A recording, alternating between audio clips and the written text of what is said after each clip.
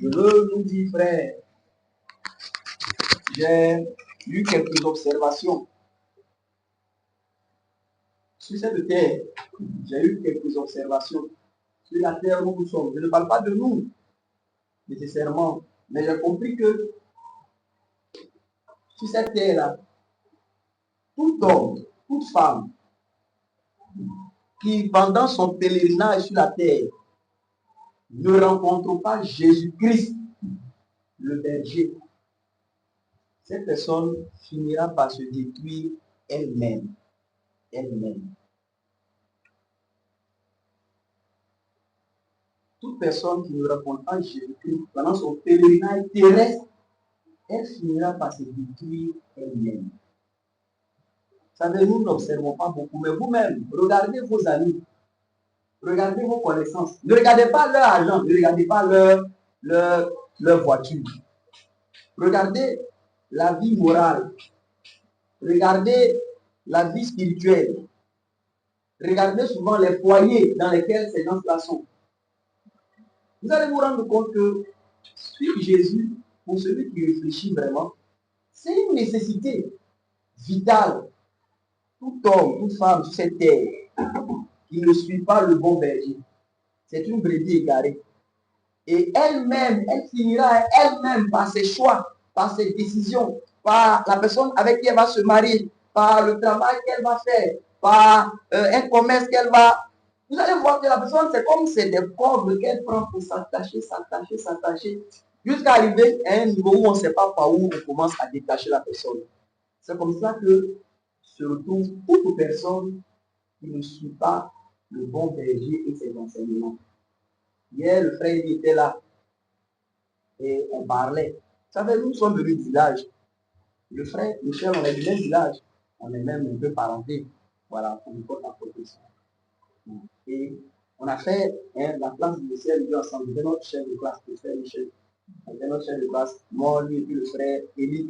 Nous étions ensemble.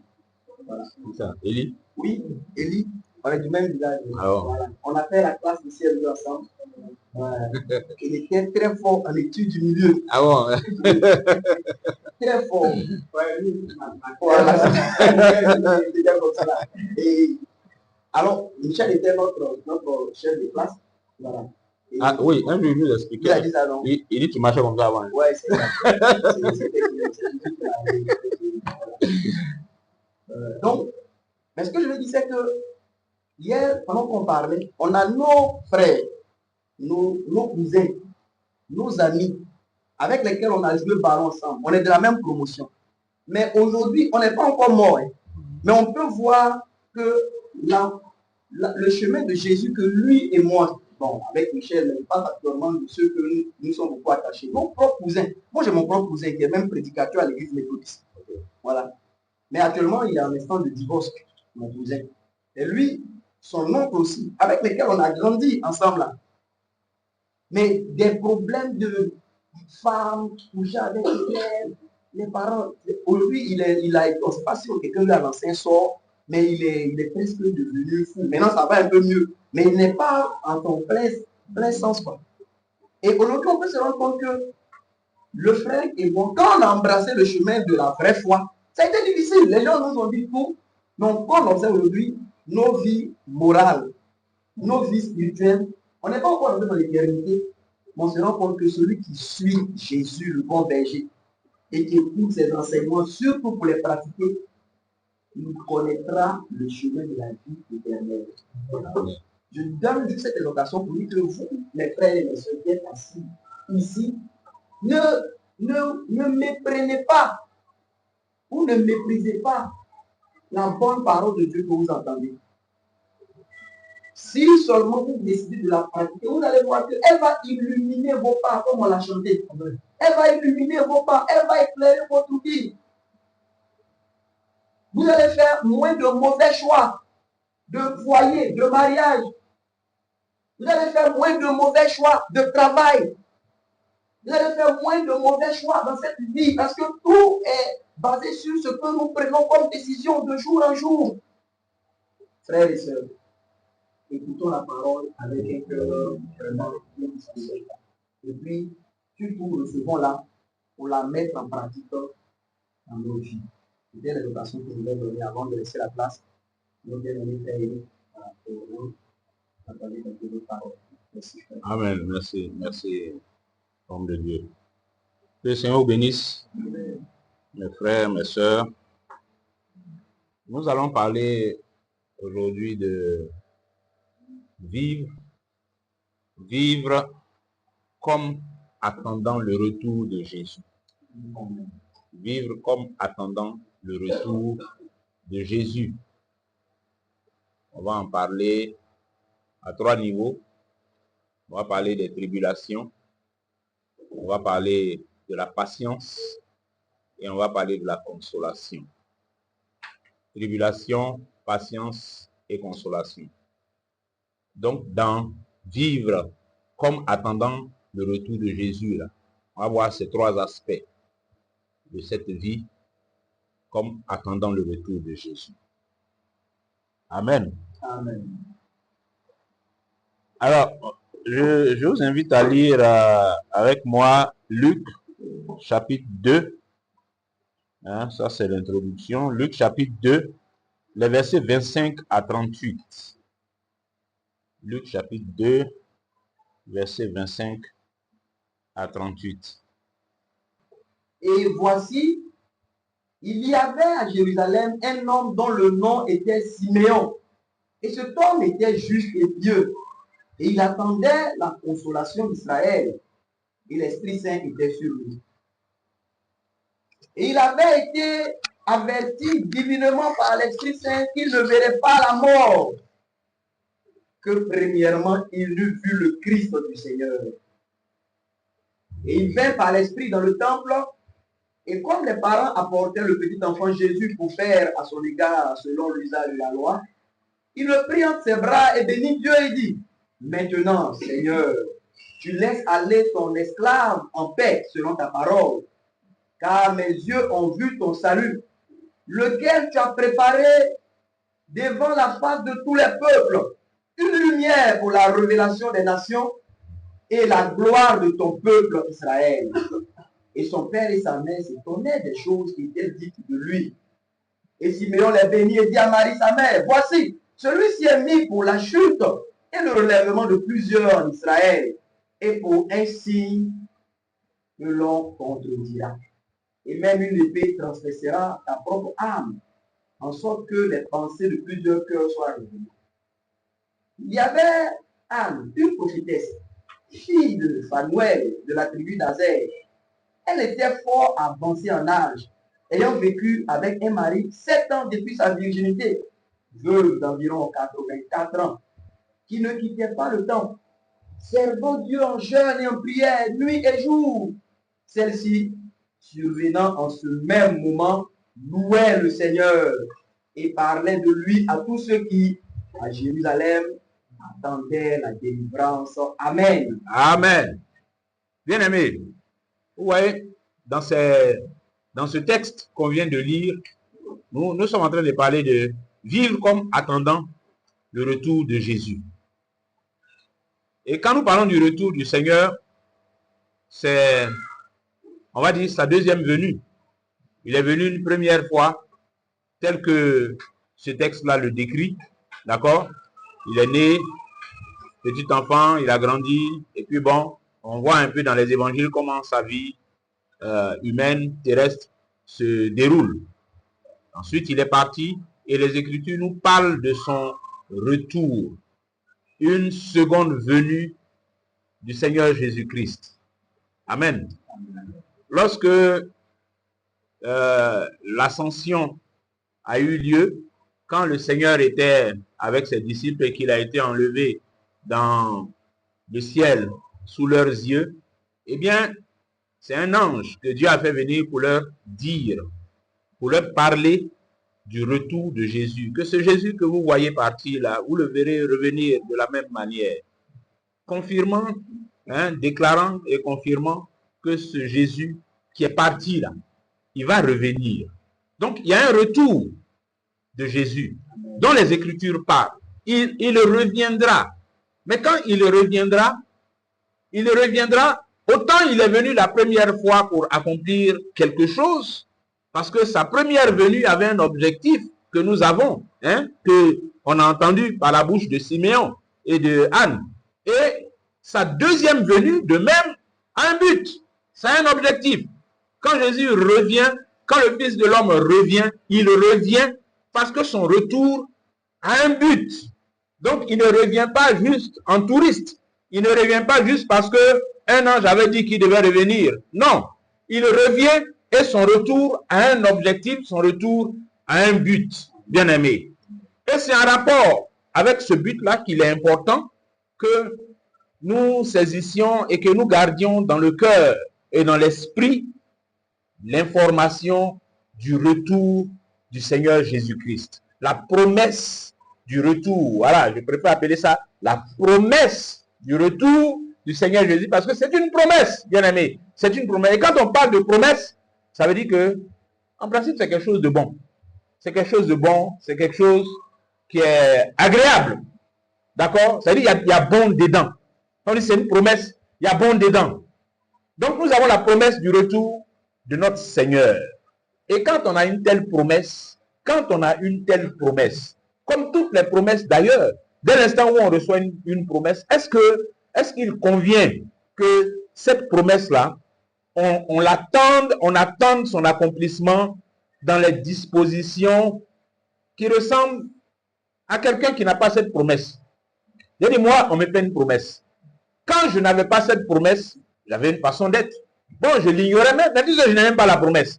Donc, je mène ma vie, cool, simplement, ok, cool, d'après moi, sans me préoccuper d'une promesse quelconque que je n'ai même pas, dont je n'ai même pas connaissance. Mais dès l'instant où j'ai cette promesse, dès l'instant où la promesse m'a été formulée, elle m'a été dite, elle m'a été faite de façon claire et explicite par quelqu'un que j'ai compris. C'est quoi cette promesse, en quoi elle consiste? Mais à partir de cet instant-là, si je suis un homme normal, je ne suis plus dans les mêmes dispositions qu'avant d'avoir reçu cette promesse. Si je suis un homme normal, je change. Je change à cause de cette promesse. Quand j'ai compris ce qui est dans la promesse. Amen. Nous venons de lire un récit dans lequel il est parlé d'abord de Siméon. Vous voyez, j'ai voulu qu'on lise ce texte parce que c'est vrai qu'ils étaient dans le contexte de la première venue de Jésus. Mais vous voyez, comment ces gens-là étaient, dans quelle disposition ils étaient, pendant qu'ils attendaient. Ils attendaient parce qu'ils avaient lu les Écritures.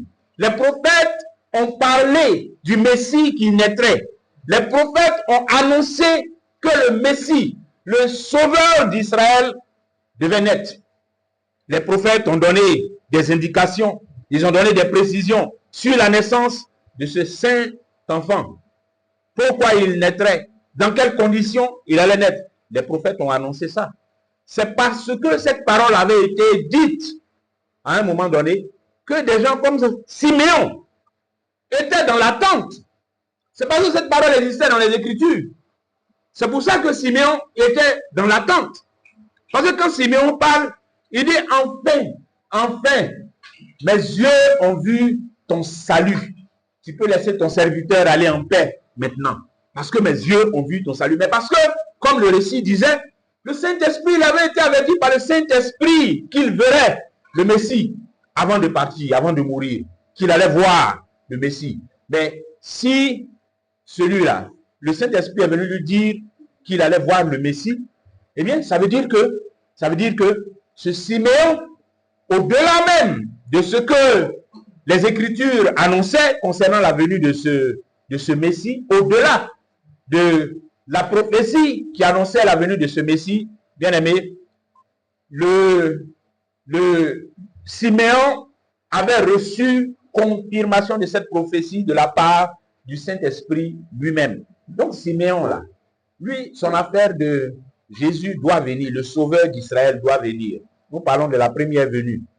Pour Siméon là, l'affaire où on dit Jésus doit venir, il y a un Sauveur qui doit naître, à Bethléem, il y a un Sauveur qui doit naître et tout ça, que la Vierge sera enceinte et qu'elle enfantera le Sauveur, on l'appellera Emmanuel, etc. Pour Siméon, ce n'était plus une affaire de... Il a lu simplement et puis bon, c'est une promesse un peu floue dans son esprit là-bas et puis bon, on avance, la vie continue. Non! Siméon, là, dès l'instant où le Saint-Esprit lui avait donné cette confirmation, j'ai envie de dire avant même, parce que pour que l'Esprit même vienne donner confirmation à quelqu'un là, c'est lui qui attend déjà même, c'est lui qui vient confirmer. Donc, quand Siméon, on voit Siméon faire ce qu'il fait là, mais c'est parce que c'est quelqu'un, je ne sais pas, le récit ne nous dit pas depuis combien d'années, mais on imagine que quand il dit enfin, quand Siméon dit enfin, on ne nous a pas dit son âge, hein, mais moi, je pense que Siméon était un homme âgé, hein, de la même catégorie que Anne la prophétesse là. Elle, on a dit son âge. Mais je pense que Siméon était de la même catégorie. Voyez son enfin qu'il dit là, enfin Seigneur, tu peux laisser ton serviteur aller, parce que mes yeux ont vu ton salut. Amen. Oui, quand Siméon prononce ces paroles-là, quand tu entends ces paroles de la bouche de Siméon, tu sais que c'est quelqu'un qui attendait. Siméon est quelqu'un qui attendait. Et il n'attendait pas comme tout le monde. Hein. Siméon attendait d'une façon particulière. Il attendait. Il y croyait. Il savait que c'était certain. Il savait. Dieu lui avait confirmé non seulement que le Messie viendrait, mais ce que Dieu lui a dit même, c'est ce qui était spécial dans la révélation qu'il a reçue par le Saint-Esprit. C'était même pas que le Messie devait venir. Simeon savait déjà. Les Écritures avaient déjà annoncé ça. Mais ce que le Saint-Esprit est venu lui donner, c'est en ce qui concerne lui son départ. Tu ne vas pas partir jusqu'à ce que tu aies vu le salut que Dieu fait venir. Amen. Vous voyez, dans l'état d'esprit dans lequel ça a mis Siméon, l'état d'esprit dans lequel Siméon attendait Jésus, il attendait de voir. Et pour Siméon, ce n'était même pas de voir tout ce que le Messie allait accomplir. Ce n'était même pas de le voir aller à la croix. Mais tout ça, ça a été annoncé par les prophètes. Ce n'était même pas de voir tout ça, toutes les souffrances qu'il va subir et tout ça. Mais pour Siméon, il lui suffisait de voir le Messie. Son bébé là même, c'est bon, je peux partir. Je l'ai vu. Son nouveau-né ça 8 jours, ça va faire le sacrifice au temps, non? Son nouveau-né de 8 jours là, c'est bon pour moi. Seigneur, je peux partir en paix. Laisse-moi partir maintenant. J'ai vu. Et quand il voit, où est les paroles qui sont dans son cœur, les paroles qu'il fait sortir pour accompagner, pour marquer ce jour unique, ce jour particulier, bien-aimé. Amen. À vivre comme attendant le retour de Jésus. Les gens qui nous ont précédés nous donnent un exemple et un modèle de comment on vit pour attendre la venue du Messie. Comment on vit pour attendre la venue de ce Jésus-là. Voici Anne, la prophétesse, également. Anne, la prophétesse qui servait le Seigneur dans le jeûne et la prière. Anne, la prophétesse. Donc, pendant que Siméon est en train de s'extasier et de se réjouir de voir le salut d'Israël, mais Anne, la prophétesse, arrive également dans le même état d'esprit. Dans le même état d'esprit. Et puis ensuite, il nous est dit que elle, à partir de là, elle partait parler du Messie qui est né. À ceux qui, le verset l'a dit quoi? À ceux qui attendaient. Oui. Quand le Seigneur arrive, c'est-à-dire dans les chapitres qui suivent, quand le Seigneur Jésus arrive, vous voyez le décor dans lequel il entre. Vous voyez la scène dans laquelle il entre. Vous voyez les confrontations. La façon dont il est les gens le prennent en adversité, les scribes et les pharisiens. La façon dont il est combattu. Et je dis, c'est l'attitude des scribes et des pharisiens qui nous est, j'allais dire, plus abondamment décrite. Et dans son évolution, on voit que progressivement, cette attitude-là, des pharisiens et des scribes, le conduit à la croix.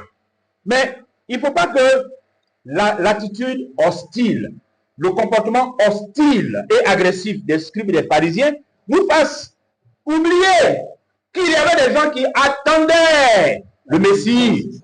Il y a des gens qui attendaient. Et cette délivrance-là, ils avaient compris que ce n'était pas un gladiateur qui allait venir sur un cheval avec une épée pour attaquer les Romains et puis briser le joug colonial de Rome sur Israël. Ils avaient compris que ce n'était pas ça, le libérateur d'Israël qui devait venir. Ils avaient compris les Écritures, ils avaient compris ce que les prophètes disaient et ils attendaient la délivrance. Ils attendaient le Messie, ils attendaient le Rédempteur, ils attendaient celui que les prophètes ont annoncé et dont la mort et la résurrection devaient briser le châtiment du péché, la malédiction du péché qui pesait sur eux. Ils attendaient ça. Ils avaient compris, ils étaient dans l'attente de ça. Donc, il y avait des gens qui attendaient la délivrance. Il y avait des gens qui attendaient ça. Il y avait des personnes qui étaient là.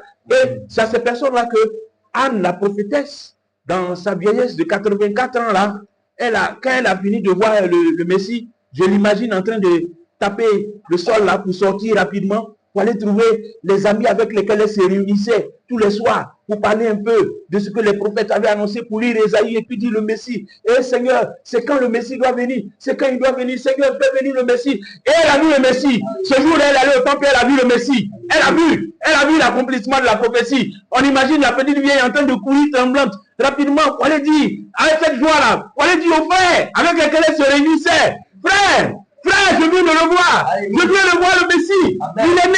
Il est né. Alléluia. Bien aimé. C'est ça, l'attente du retour. Voilà les gens qui attendaient la venue du Messie. Voilà dans quel état d'esprit ils étaient. Voilà dans quelles conditions ils étaient.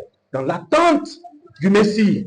Ce n'est pas des gens qui se baladaient, qui avaient... Non, ils attendaient.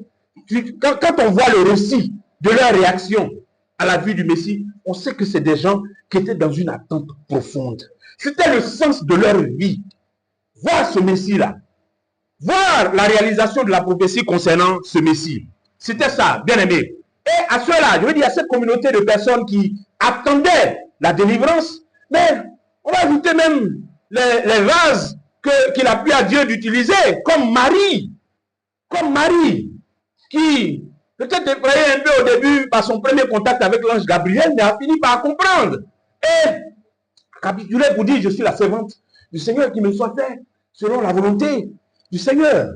Et quand Marie va à la rencontre d'Élisabeth, vous voyez que Élisabeth également, elle tressaille, elle dit l'enfant qui est dans mon sein, il a tressailli à la vue, hein, dès que je t'ai vu. Mais parce que il y a quelque chose de spirituel qui se passait entre ces deux dames-là, bien aimées.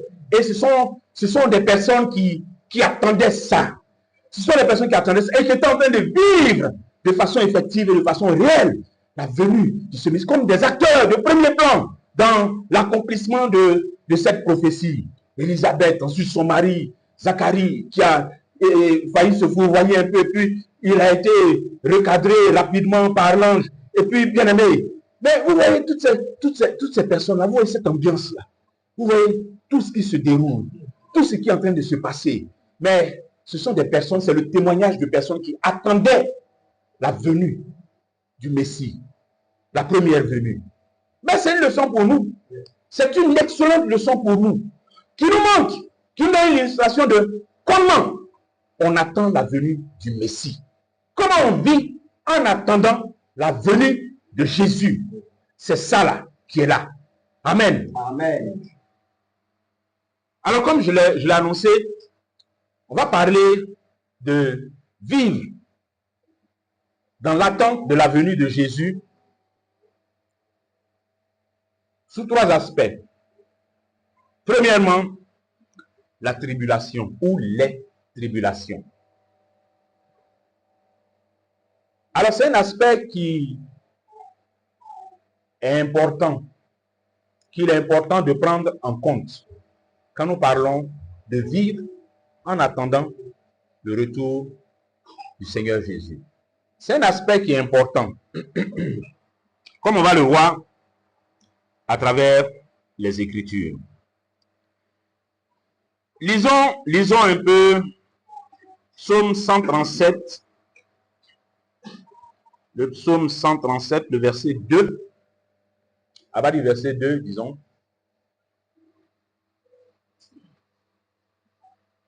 À bas du verset 1. À bas du verset 1. Psaume 137. Auprès des fleuves de Babylone, là, nous sommes assis, et nous avons pleuré quand nous nous sommes souvenus de Sion. Au sol qui était au milieu d'elle, nous avons suspendu nos harpes. Car là, ceux qui nous avaient emmenés captifs nous demandaient des cantiques, et ceux qui nous faisaient gémir de la joie. Chantez-nous des cantiques de Sion. Comment chanterions-nous un cantique de l'Éternel sur un sol étranger? Si je t'oublie, ô Jérusalem, que ma droite s'oublie, que ma langue s'attache à mon palais, si je ne me souviens de toi, si je n'élève Jérusalem au-dessus de la première de mes joies. Éternel, souviens-toi des fils d'Édom qui dans la journée de Jérusalem disaient, rasez, rasez jusqu'à ses fondements. Fille de Babylone, qui va être détruite. Bienheureux qui te rendra l'appareil de ce que tu nous as fait. Amen. Amen. Amen. Amen. Bien-aimés, vous savez, je veux faire un parallèle, une comparaison entre ce que nous vivons, nous, l'Église de Jésus, dans le monde, et puis ce qu'Israël a connu dans son histoire, dans ses rapports avec les autres peuples et avec l'Éternel. J'ai dit, je vais faire une comparaison parce que je crois qu'il y a des aspects desquels on peut tirer leçon, surtout sur la question de vivre en attendant le retour, vivre comme attendant le retour de Jésus. Ouais, ici, le texte que nous venons de lire parle des Israélites qui se trouvaient à Babylone, en captivité. Et puis, cette scène-là fait référence à des Israélites à qui les Babyloniens venaient demander, vous là, chantez-nous un peu les chants de chez vous là. Les chants d'Israël là, chantez ça un peu. On va entendre. Et voilà ces personnes-là qui réagissent, qui disent, au sol de la contrée, nous avions suspendu nos harpes. Au sol de la contrée, nous avions suspendu nos harpes. Nos harpes là, instruments de musique, hein, comme les guitares. Nous, on a suspendu nos guitares. Nous avons suspendu nos guitares à ces arbres qui sont là. Parce que ce n'est pas le moment pour nous de faire la fête. Ce n'est pas pour nous le moment de faire la fête, d'être content, de danser, de chanter. Non. C'est pour nous le moment de suspendre nos harpes au sol de la contrée. Bien-aimés, quand nous vivons dans l'attente du Seigneur Jésus, ici-bas, sur cette terre, il ne faut pas être ignorant des tribulations pour lesquelles le Seigneur nous a déjà avertis. C'est-à-dire, entre son départ et puis son retour, là, Jésus lui-même a annoncé les situations de tribulation par lesquelles nous passerions. Il les a annoncées. Un peu comme ces personnes qui sont en captivité là, hein, qui sont en train de vivre une tribulation. Et leur réaction, leur attitude dans cette tribulation-là, c'est de dire à leurs tortionnaires, là, à ceux qui les ont vaincus, qui les ont broyés, qui les ont écrasés, qui les ont mis dans cette tribulation-là, que ce n'est pas pour nous le moment de chanter. Ce n'est pas pour nous le moment de faire fête. Ce n'est pas pour nous le moment de faire fête. Parce que ce dans quoi nous sommes là, ce n'est pas une situation de fête. Ce n'est pas une situation de fête. C'est une situation de tribulation. C'est pour ça qu'elles sont tristes. C'est pour ça que ces personnes-là ne peuvent pas accéder à la demande des Babyloniens qui leur disent chantez-nous un peu les chansons de chez vous. Les Babyloniens, quand ils disent ça, là, ils sont à l'aise. Chantez les chansons de chez vous. Et ils sont chez eux. Ils sont chez eux, ils sont à la maison. Mais la réaction de ces Israélites, c'est de dire que nous, on n'est pas chez nous ici. Ici, là, on n'est pas chez nous. Et on sait comment on est venu ici. Ici, là, ce n'est pas un lieu de joie, de bonheur, de paix pour nous. Donc, dire qu'on va chanter les cantiques de Sion ici, les chants de Sion ici, là. Non, on ne va pas faire ça pour vous. On ne va pas faire ça pour vous. Parce que vous voulez entendre ça juste pour vous, hein, pour rigoler un peu, pour être content. Mais nous, quand nous chantons les cantiques de Sion, là, quand nous chantons les cantiques de Sion, c'est pas pour votre réjouissance, c'est pour célébrer notre Dieu, c'est pour célébrer Adonai. C'est dans ça que nous chantons les cantiques de Sion. Et comment pourrions-nous chanter les cantiques de l'Éternel sur une terre étrangère? Nous sommes étrangers ici. Comment pourrions-nous chanter les cantiques de Sion? Comment voulez-vous que nous ayons la joie de vous chanter pour vous, pour votre réjouissance, les cantiques de Sion? Bien-aimés, quand nous vivons dans l'attente du Seigneur Jésus, je ne suis pas en train de dire qu'on ne va pas chanter les cantiques à la louange du Seigneur. Je suis en train de présenter cela comme étant un moment dans lequel ce n'est pas la réjouissance, ce n'est pas la fête qui est notre priorité. Quand nous sommes dans l'attente du retour du Seigneur Jésus, nous ne vivons pas comme des fêtards insouciants, des fêtards qui sont accomplis, qui sont arrivés. Voilà, des gens qui sont chez eux. Je dis, les gens de Babylone, ils sont besoin de demander ça aux filles de Sion. Eux, ça ne les dérange pas, ils sont chez eux, ils sont à la maison. Donc pour eux, la façon dont ils vont entendre les cantiques de Sion là, c'est pas de la même façon que les filles de Sion là entendent ces cantiques. C'est pas la même chose. C'est le même cantique qu'ils vont écouter, mais ils vont pas entendre ça de la même manière.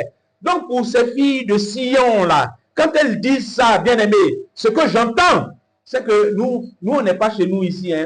Vous qui nous demandez de chanter pour vous là, on n'est pas chez nous ici. Donc on n'est pas là pour faire la fête avec vous. On n'est pas là pour se réjouir avec vous. Nous, on est ici, on est en train de pleurer parce qu'on est en captivité. On est en train de pleurer ici parce qu'on est dans la tribulation. Nous sommes en train de pleurer. Ne nous demandez pas de chanter des cantiques pour vous, pour votre réjouissance, pour que vous soyez contents d'entendre nos cantiques. Et puis vous avez dit, c'est chic, vos cantiques là. Bien aimés, attendre le retour du Seigneur Jésus-Christ dans les tribulations, c'est accrocher nos guitares, accrocher nos harpes aux arbres qui sont à côté là, et puis rester concentré. Et puis rester concentré. C'est pas en faisant la fête qu'on attend le retour du Seigneur Jésus. C'est pas en faisant la bamboula, en vivant à 200 à l'heure qu'on attend le retour du Seigneur Jésus-Christ. Si ces filles de Sion là, elles passaient leur journée à chanter, à se réjouir avec les Babyloniens, là, aller faire la fête avec les Babyloniens. Mais est-ce qu'elles allaient regretter même Jérusalem? Est-ce qu'elles allaient avoir la nostalgie même de Jérusalem? Est-ce qu'elles allaient avoir le désir même de retourner un jour à Jérusalem? Si elles sont installées, si elles sont arrivées, si elles vivent dans la captivité là, comme, bon, c'est leur terminus qui est là, elles sont arrivées, bon, c'est pour elles qui est là, c'est leur vie qui est là. C'est leur vie qui est là. Donc, elles vont dessiner leur vie là. Elles vont s'ancrer dedans, s'ancrer dans le décor de Babylone là. Et puis bon, elles vont aller se marier là-bas, faire des enfants avec les Babyloniens. Et puis bon, voilà, elles sont là, elles vont aller adorer les dieux babyloniens. Et puis mener cette vie là, une vie de quelqu'un qui n'attend pas de retourner à Jérusalem. Une vie de quelqu'un qui ne s'attend pas un jour à retourner à Jérusalem. C'est cette vie-là. C'est cette vie-là qu'elles auraient menée, bien aimés. C'est cette vie-là. Même si, oui, c'est vrai que tous ceux qui ont été amenés en captivité n'ont pas pu résister de cette façon.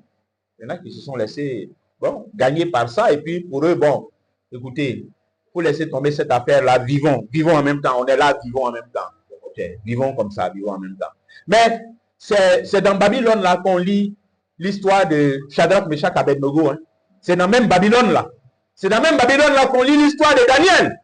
C'est dans le même Babylone là. Ça veut dire que à Babylone, même si beaucoup ont pu capituler, il restait toujours cette communauté de personnes qui avaient gardé la fidélité, qui avaient gardé cette espérance là. Qui avaient gardé cette espérance, bien aimé, cette espérance de retourner. Donc on voit l'accomplissement à l'époque de Néhémie, à l'époque d'Esdras, où le retour des exilés est en train de se faire. Mais c'est parce qu'il y avait ces personnes-là qui ont gardé dans la tête là-bas que ici, là, c'est pas chez nous. Ça veut dire que nous également, quand nous vivons, sachons ça, que ici, là, ce n'est pas chez nous. Ici, ce n'est pas chez nous. Nous sommes de passage, nous sommes des voyageurs et étrangers. Nous sommes des voyageurs et étrangers. On est en route vers une destination qui est le royaume de Dieu. Le royaume qui nous a été promis. Nous sommes en route vers là-bas. Amen. Amen. Vous voyez, même si ceux qui avaient l'espérance de sortir de la captivité et puis retourner à Jérusalem, beaucoup sont morts à Babylone. Ils avaient cette espérance. Ils sont morts à Babylone. Ils n'ont pas vu le retour. Même si ces gens-là n'ont pas vu le retour, bien aimé, l'histoire retient quoi? L'histoire retient qu'il arriva un temps où Israël est retourné à Jérusalem. L'histoire retient qu'un temps est arrivé où la captivité à Babylone a pris fin. L'histoire retient ça. Bien aimé. Et quand l'histoire retient ça, je dis c'est une marque de l'accomplissement de ce qui avait déjà été annoncé par le Seigneur. Quand nous vivons dans l'attente du Seigneur Jésus-Christ, vivons, mais restons concentrés. Vivons et restons concentrés. Vivons et que la tribulation ou les tribulations par lesquelles nous pouvons passer ne nous déconcentrent pas. Que ça ne nous détourne pas de l'attente de l'accomplissement de la prophétie et des promesses qui nous ont été faites. Amen. Amen. Vous voyez, dans les Écritures, on a beaucoup d'exemples de personnes qui sont passées par ces tribulations-là, mais qui sont rappelées dans les Écritures comme étant des personnes de référence. Quand vous lisez l'Épître aux Hébreux, les personnes de la foi, les personnes dont la foi a marqué la vie de ce peuple-là.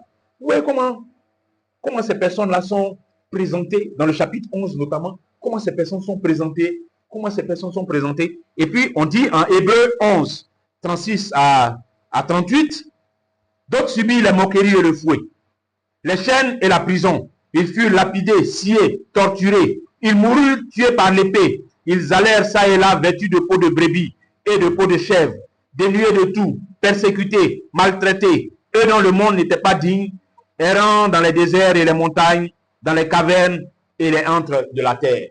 Où est ces personnes dont on est en train de parler ici là? Ce sont des personnes dont la foi est citée en exemple. Des personnes dont la foi est citée en exemple. Donc, ces gens-là, vous voyez dans quelles conditions ils ont vécu leur foi? Vous voyez dans quelles conditions ces personnes-là ont vécu leur foi? Les tribulations, ça fait partie de notre témoignage. Les tribulations, ça fait partie de notre témoignage. Elles ne viennent pas pour être une occasion de chute pour nous, mais ça fait partie de notre témoignage. C'est par le feu des tribulations que le Seigneur nous a permis. C'est dans le feu des tribulations que le Seigneur nous purifie, qu'il purifie notre foi, qu'il affermit notre foi, qu'il la consolide, qu'il la rend ferme. Parce qu'on en a besoin, bien aimé. Celui qui veut vivre comme attendant le retour du Seigneur Jésus-Christ et qui cherche des plans et des trucs pour éviter, esquiver les tribulations, bon, ça, il est dans une autre histoire, dans une autre affaire. Il est en train de vivre autre chose. Regardez, tout à l'heure, on a parlé un peu de ces personnes-là, lors de la première venue de Jésus, au moment de sa naissance, ces personnes qui étaient là. Quand vous regardez, par exemple, Joseph et Marie, ils ont vécu des tribulations. Ils ont vécu des tribulations. Ils ont passé tout le temps à fuir. Pendant que Jésus était bébé. Ah, prenez l'enfant ici, fuyez. Allez en Égypte. Ah, prenez l'enfant, revenez. Ah, attention, prenez l'enfant, fuyez. Allez ici. Mais ce n'était pas une vie de tout repos. Ce n'était pas une vie de tout repos.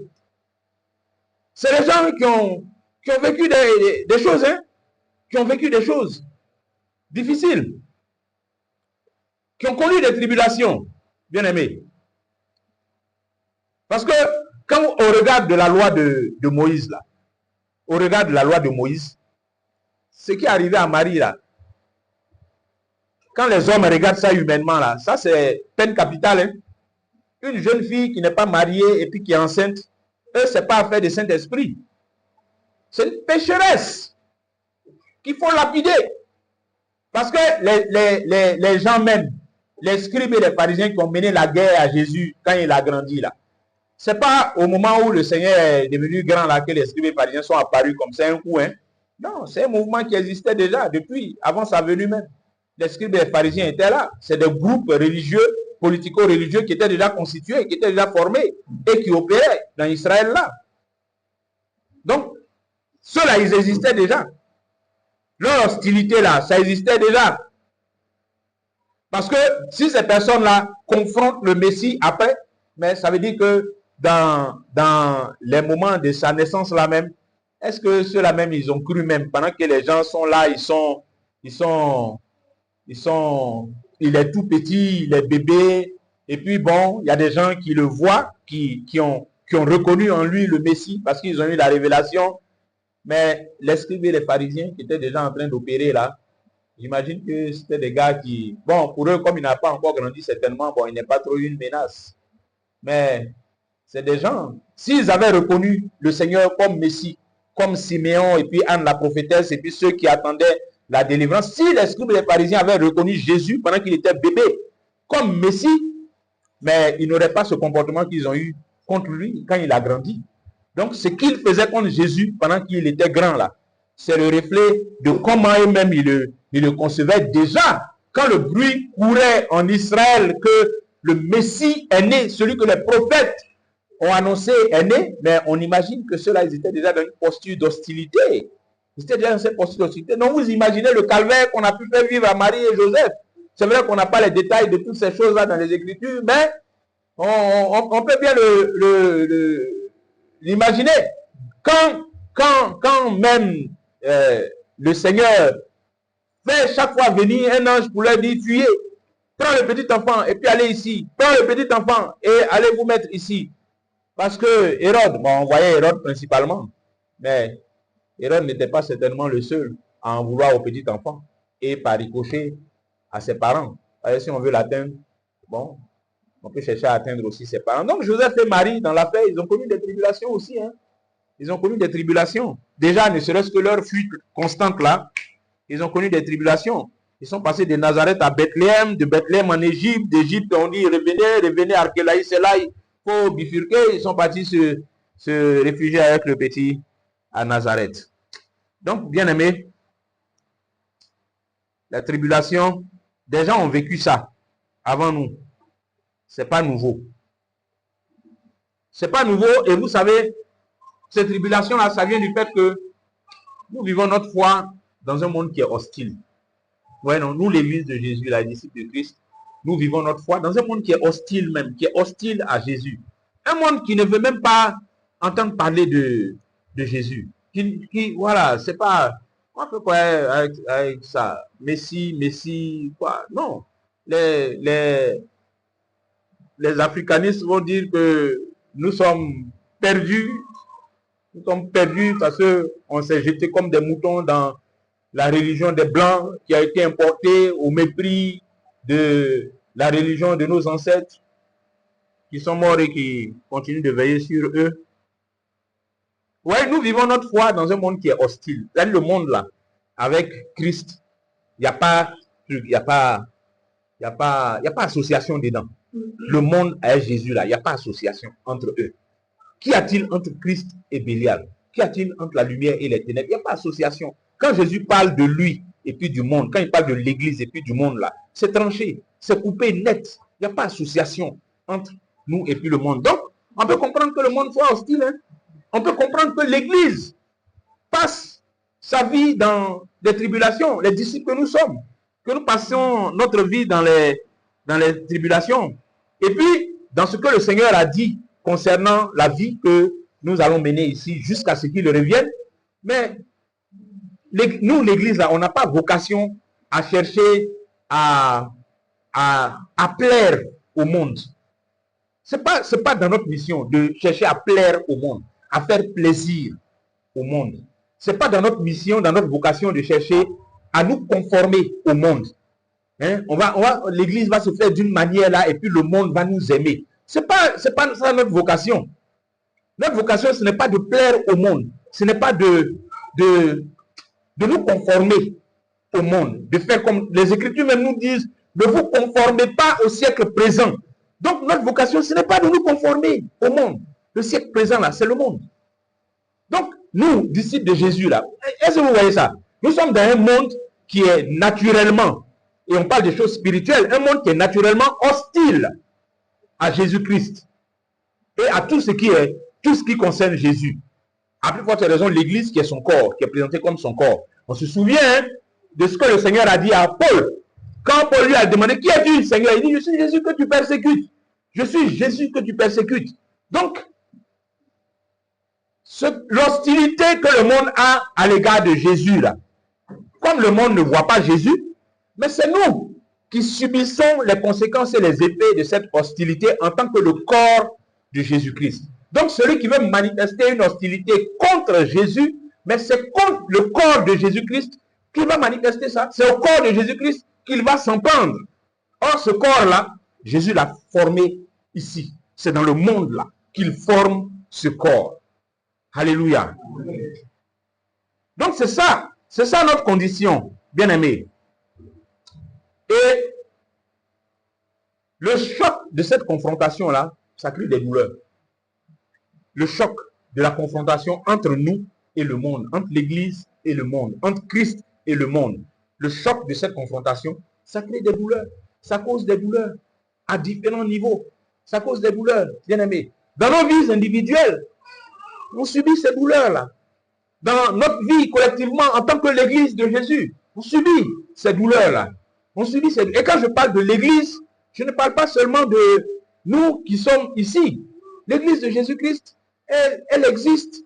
Elle est disséminée dans différentes régions sur la terre ici. Il y a des communautés qui adorent, comme les Écritures disent, qui adorent et qui servent le Seigneur de cœur pur, de cœur disposé, qui sont dans la saine doctrine, qui mènent la vie chrétienne comme les Écritures demandent, comme le Seigneur demande. Comme nous aussi, nous sommes en train de nous efforcer, de nous conformer à cela. Il y en a qui sont ailleurs dans le monde. On a des frères, des sœurs qui sont ailleurs dans le monde et qui sont en train également de s'efforcer, de s'évertuer par l'Esprit de Dieu à vivre cette foi authentique là, cette foi pure. Mais nous ne sommes pas tous dans les mêmes conditions sociales, par exemple. On n'est pas tous dans les mêmes conditions politiques parce qu'à tous ces niveaux-là, il y a des tribulations. Au niveau politique, il y a des pays dans lesquels on ne veut même pas entendre parler même de Jésus. Bonne église ou pas bonne église, on s'en fout. On ne veut même pas entendre parler de Jésus. Je voyais des vidéos dernièrement sur les réseaux sociaux où, en Angleterre, il paraît qu'ils ont fait voter une loi qui interdit la prédication publique. Tu ne vas pas faire comme nous, on peut faire ici, là. Même ici, même, il y a des lois qui sont en train de venir, qui sont déjà là pour interdire la prédication publique de l'évangile, prédication dans les rues. Donc, je voyais ces vidéos, il y a des policiers qui venaient arrêter les gens. Pourquoi? Parce que vous avez violé la loi. On dit, on ne fait plus ça là, ici, en Angleterre, ici, là, on ne fait plus ça. Donc, allons au commissariat. Oui. Donc, on a des contextes différents. On a des contextes différents. Peut-être que dans d'autres pays, il n'y a pas ces difficultés-là pour la prédication de l'évangile. Ils vivent des tribulations d'une autre nature, dans un autre domaine, dans d'autres aspects, ainsi de suite. Mais il y a toujours des tribulations. Il y a toujours des tribulations. Et même dans nos vies individuelles, c'est les difficultés que nous vivons, les difficultés que nous rencontrons dans notre vie. Parce que nous sommes chrétiens, mais ça fait partie des tribulations qui ont été annoncées par le Seigneur. Parce que si je vis une difficulté à cause de ma foi, ça fait partie de cette tribulation-là. Parce que à cause de ma foi, par exemple, à cause de ma foi, je peux être rejeté par ma famille. À cause de ma foi. Généralement, nos bien-aimés qui sont issus de familles musulmanes, mais il y en a plein qui se font régner comme ça à cause de leur foi en Christ. Il y en a plein. Et dans d'autres circonstances, il y en a également. Parce qu'ils ont choisi de ne pas renoncer à Christ, mais qui sont régnés par leur famille. Ça, c'est des tribulations. Ce n'est pas des situations faciles. C'est des souffrances. C'est des tribulations, bien aimés. Et il y a bien d'autres situations. Quand nous sommes dans une société qui est gangrénée par la corruption et que ça devient compliqué d'avoir accès aux choses les plus élémentaires si on ne met pas la main à la poche pour corrompre quelqu'un. Et que toi, tu dis non, au nom de ma foi, en vertu de ma foi en Jésus-Christ, je ne vais pas me mettre dans la corruption. Mais ça veut dire, tu t'exposes à quoi? Tu t'exposes à ne pas pouvoir facilement, peut-être, avoir accès à ça. Je dis peut-être parce que nous avons le secours de l'Éternel. Nous avons le secours qui nous vient de l'Éternel dans ces situations-là. Mais vous savez, comme c'est Dieu qui nous fait passer par des voies, Dieu ne t'envoie pas forcément le secours ici, là. Dieu te laisse dans des tribulations mais parce qu'il a des objectifs, peut-être pour purifier ta foi, peut-être pour t'affermir dans certaines choses, c'est pas qu'il t'a abandonné, mais ce sont les tribulations que tu vis. Pourquoi? À cause de ta foi, à cause de ta foi. Parfois, ma foi en Jésus-Christ fait que je suis obligé d'avoir certaines postures dans la famille, on me met au fauteuil blanc, et puis, je sais pas, on dit dans la famille là, fétiche là, la femme là, mamie Akoswa là, dont je parle toujours là, elle a fait une prophétie où elle dit qu'elle a jeté ses courriers, elle a tremblé là, elle dit que fétiche là, tous on doit manger ça vendredi prochain à partir de 19h. Elle va venir à la maison, tout le monde doit manger fétiche là-haut, tout le monde doit manger. Si il y a un malheur qui va frapper la famille, tout le monde doit manger. Le frère qui chante, alléluia, louons le Seigneur, alléluia. On dit il va manger le fétiche là aussi. Jamais. Là, la famille va me mettre au bouteille blanc. Bien aimé. Et si ça fait partie de mes tribulations, je dis non. Et je suis un petit garçon même de 15 ans dans la famille, je suis un insignifiant. Si j'étais quelqu'un qui a une grosse voiture, on allait me respecter à cause de ça. Mais si un insignifiant même, je suis en train de me préparer mais à aller passer BPC. Et puis on dit, mamie Akoswa vient le soir à 19h, on va manger fétiche, tout le monde. Et l'enfant reste stoïque. Il dit, je ne mangerai pas ça. Papa, je ne peux pas manger ça. Je ne peux pas manger. Pourquoi? À cause de ma foi en Jésus. Je ne peux pas manger fétiche là. Mais il va se faire bombarder. On va évoquer la colère des ancêtres sur la tête de ce frère. Bien aimé. Et ça sont les tribulations. Et même quand ça va passer, bon, Akoswa va trouver une alternative. Et puis on va dire, bon, faites sacrifice de ça là à cause de lui. Faites sacrifice de ça. Et puis vous les autres là, vous allez manger. Et ils vont faire ça. Mais quand la cérémonie est finie là, toi, tu deviens le vilain petit canard dans la famille. Tu deviens le vilain petit canard dans la famille. Le cœur du vieux même va se fermer sur toi. Parce que toi, tu veux notre malheur. Toi, tu veux notre malheur. Elle a bien dit que si on ne mange pas ça là, il y a malheur qui vient sur la famille. Toi, tu dis que tu ne manges pas. Tu es mauvais, tu es méchant. C'est toi qu'on va voir maintenant comme le mauvais, le vilain petit canard. Tout ça, je donne des exemples comme ça, mais ce sont des choses réelles. Il y a des frères qui vivent ça. Il y a des soeurs qui vivent ça tout le temps. Bien aimé. C'est ça. Regardez. Un autre exemple de tribulation par lesquelles nous passons. Mais on est dedans. C'est dedans qu'on attend le Seigneur. Amen. On ne cherche pas les raccourcis. Amen. On ne cherche pas à jeter l'éponge, à renoncer et puis à dire, bon, retour là vraiment, ou bien à se compromettre, choisir les facilités et puis on va dire quand même, on attend le Seigneur. Hein? Jamais. Quand on attend le Seigneur, on attend le Seigneur. Et il y a une posture dans laquelle on attend le Seigneur. Et c'est dans ces choses-là aussi, face aux tribulations, c'est ça. C'est dedans aussi qu'on attend le Seigneur. Par la position qu'on adopte, la fermeté, la rigueur. C'est tout ça qu'on attend vraiment le Seigneur, que ce n'est pas seulement dans la bouche qu'on a lu dans les Écritures. Jésus revient, donc on croit qu'il revient. Oh, revient Seigneur. Non, non, c'est dans les actes qu'on pose. Comment on vit sa foi dans les moments de tribulation, bien aimé, dans les moments de tribulation, de grande souffrance, de grande peine. Merci. Alléluia. Amen. Oui, frère. Je voulais donner un témoignage suite à ce que tu partages de tribulation. Et en même temps, je vais aussi donner cette parole à ma femme, c'est mon temps. Il y a cette situation comme ça où le père de famille, ayant eu son parcours dans la douane, a approché ma femme pour lui dire que bon, je vais à la retraite pour ton père. Je paye un concours d'environ 4 millions pour que tu intègres la douane.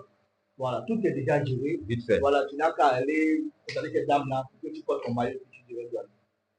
Ma femme expose à son mari. Que tu es. Oui, que je suis. Papa, il faut dire que c'est devant les faits que tu vois où est ta foi. C'est ça. Il faut dire que j'ai tremblé un peu. Ouais. Mais par la grâce de Dieu, j'ai eu le réflexe de venir vers le conducteur, le frère qui me suit dans la foi, j'ai exposé le besoin. Les frères m'ont rappelé le témoignage, m'ont rappelé la promesse à venir. Et je suis retourné tout gaillard vers ma femme pour dire que non, amen. On reste ferme. Alléluia. Et puis on met papa à dos. Papa dit effectivement, c'est ce que j'avais dans le cœur. Mais comme tu es mon mari, il fallait que je t'expose sur la scène. Et ma femme maintenant a mis son père à dos et dit papa, les 4 millions là, je suis vraiment désolé. Mais moi, je crois en Jésus. Et cette pratique-là, je peux perdre mon salut à cause de ça. Je ne suis pas là-dedans. Son père a carrément mis opposition, elle est élue. C'est-à-dire que depuis longtemps, je parlais d'elle. Et récemment, je l'ai vu sur Internet, elle était en train de vendre ses sacs à main de 2-3 000 là. Il dit que c'est pour sacs à main de 2-3 000 là, que toi, tu as refusé 4 millions de douane, que j'ai déjà tout payé. Toi, là, ma fille, là, non, tu n'es pas ma fille. Et je veux dire à ma femme, on ne peut pas vivre une telle tribulation et puis rester fort après. Ma femme, Amen. Réveillons-nous. Amen. Voilà. Amen. C'est témoigner de Dieu. Amen. Amen. C'est bien. Sois béni. Amen. Alors je vais dire, avant que tu continues, voilà, ce que tu viens de dire là, il y a le roi de Moab, monsieur, c'est Balak, non? Voilà, le roi de Moab qui allait louer Balaam. Il dit, j'avais voulu te donner beaucoup de richesses, mais l'Éternel t'a empêché de devenir riche. Son langage là, c'est ça qui est là. Ça veut dire que, tu vois, moi, tout ça c'est pour toi. Hein. C'est l'Éternel, c'est ton affaire de Jésus là. C'est ça qu'il a fait. Maintenant, bon. Amen. Le Seigneur est fidèle. Merci. Amen. Voilà, bien aimé.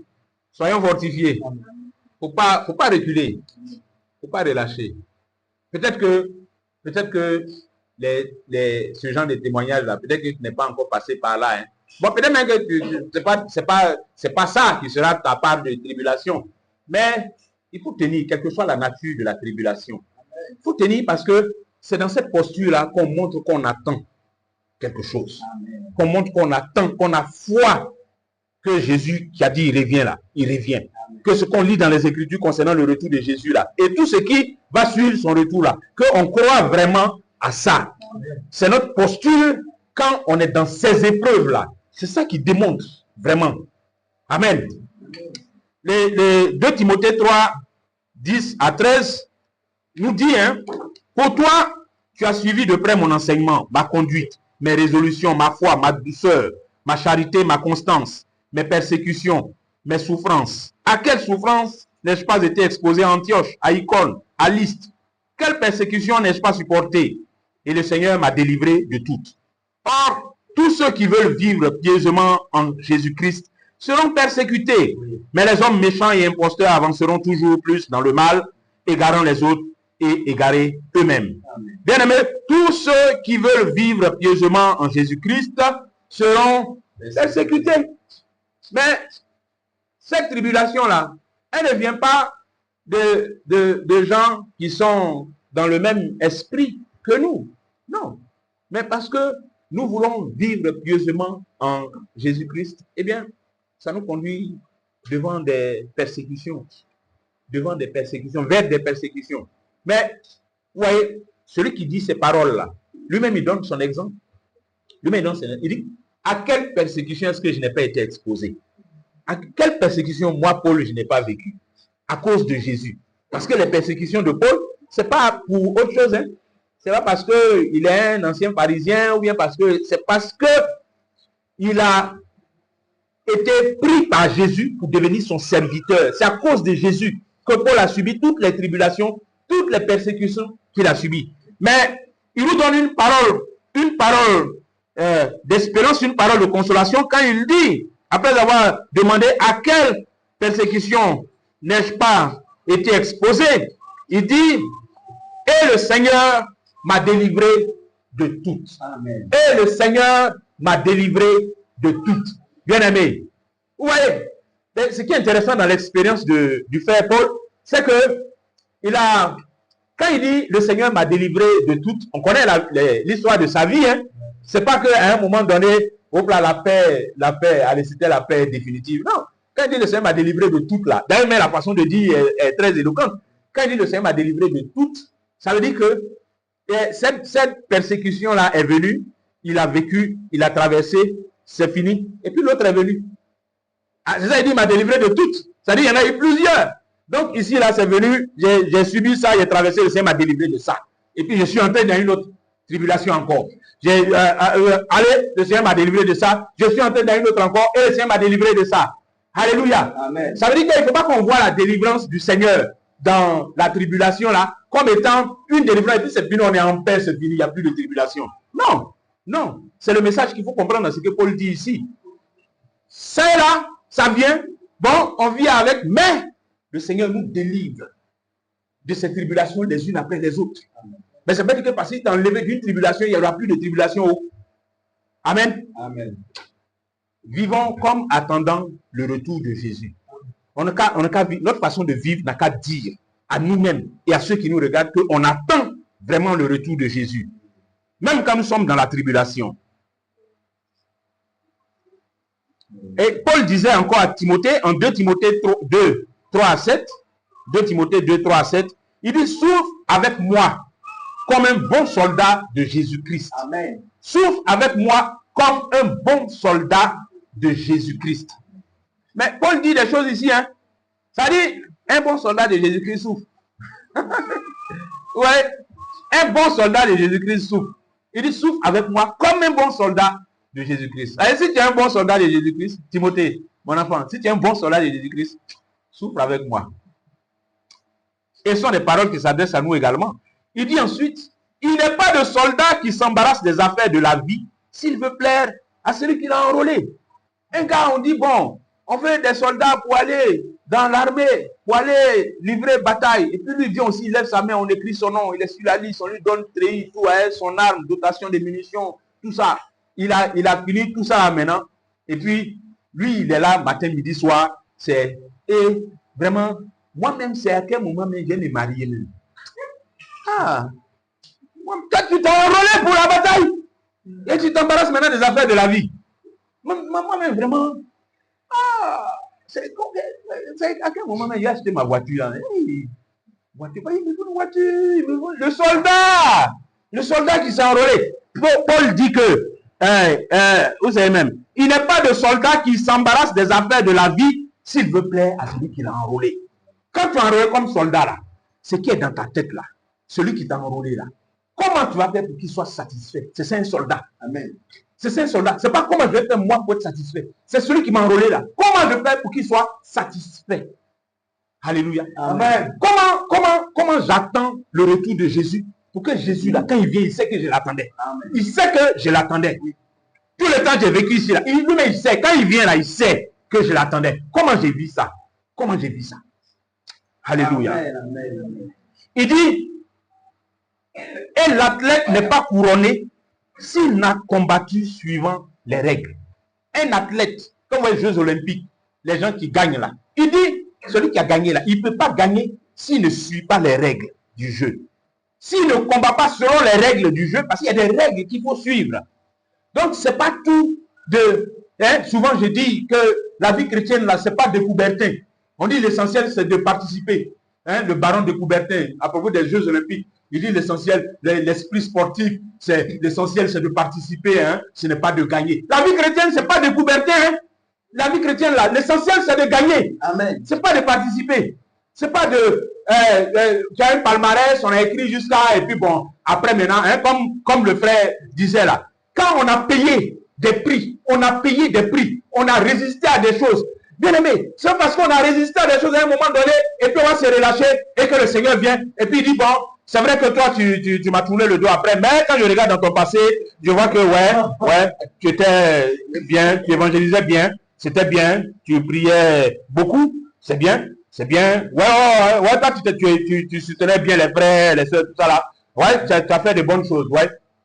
Pendant 5 ans, tu as bien fait, bon, c'est la 6e année là maintenant que tu as zaillé, et puis tu es tombé dans le décor, et maintenant je suis venu te trouver dedans. Mais bon, on va te repêcher. Il n'y a pas de repêchage, non? Il n'y a pas de repêchage. Il n'y a pas, cette façon, il va te trouver là, parce qu'il va venir te trouver là. C'est ça qui compte. Ce n'est pas les anciens trucs que tu as fait, les anciens palmarès. C'est pour maintenant là. C'est ça qui compte.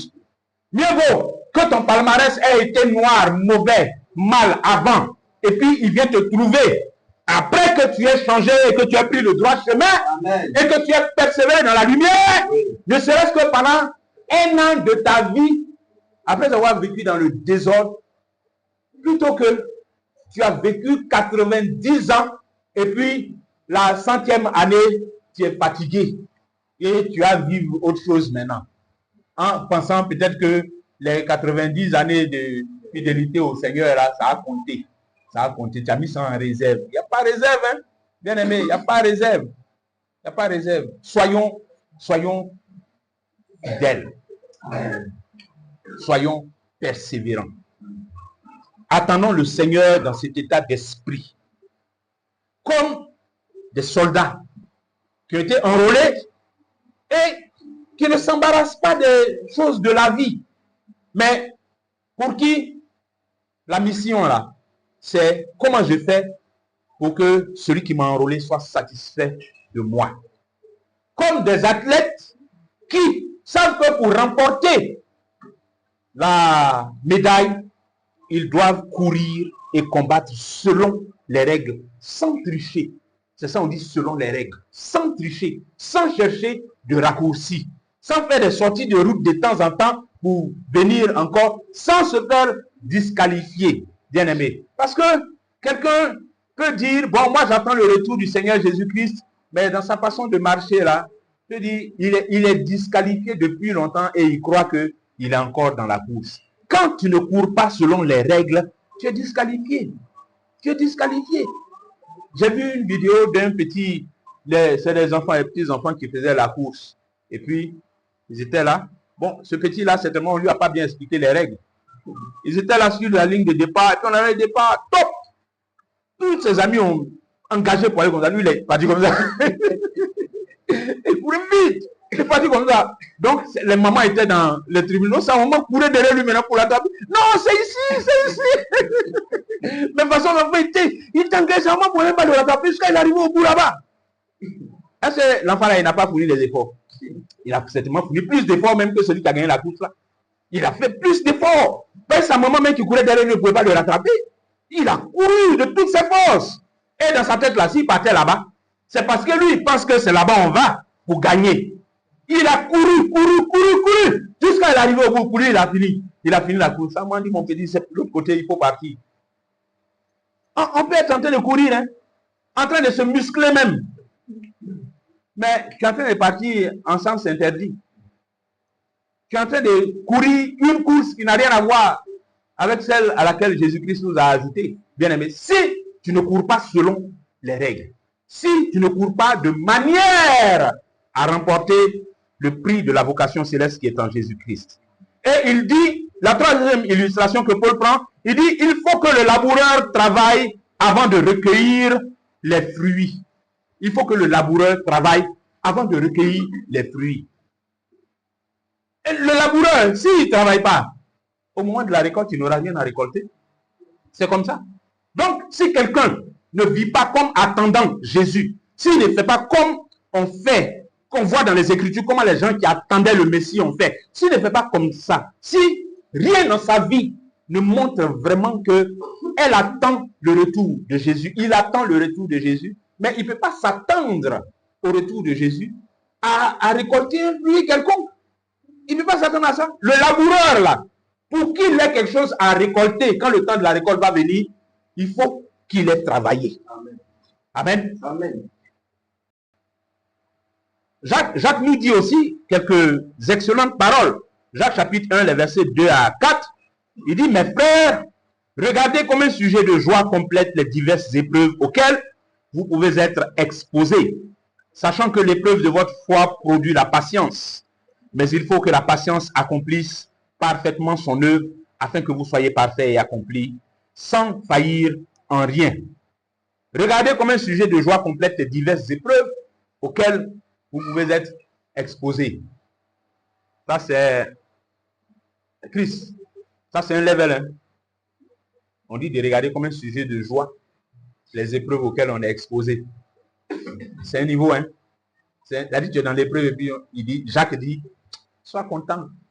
Sois content. Épreuve dans laquelle tu es là. Regarde ça comme un sujet de joie. Sois content dedans. Amen. Il ne faut pas que les épreuves soient pour nous. Il ne faut pas que la tribulation soit pour nous une occasion de chute. Il ne faut pas que ça soit pour nous une occasion de chute.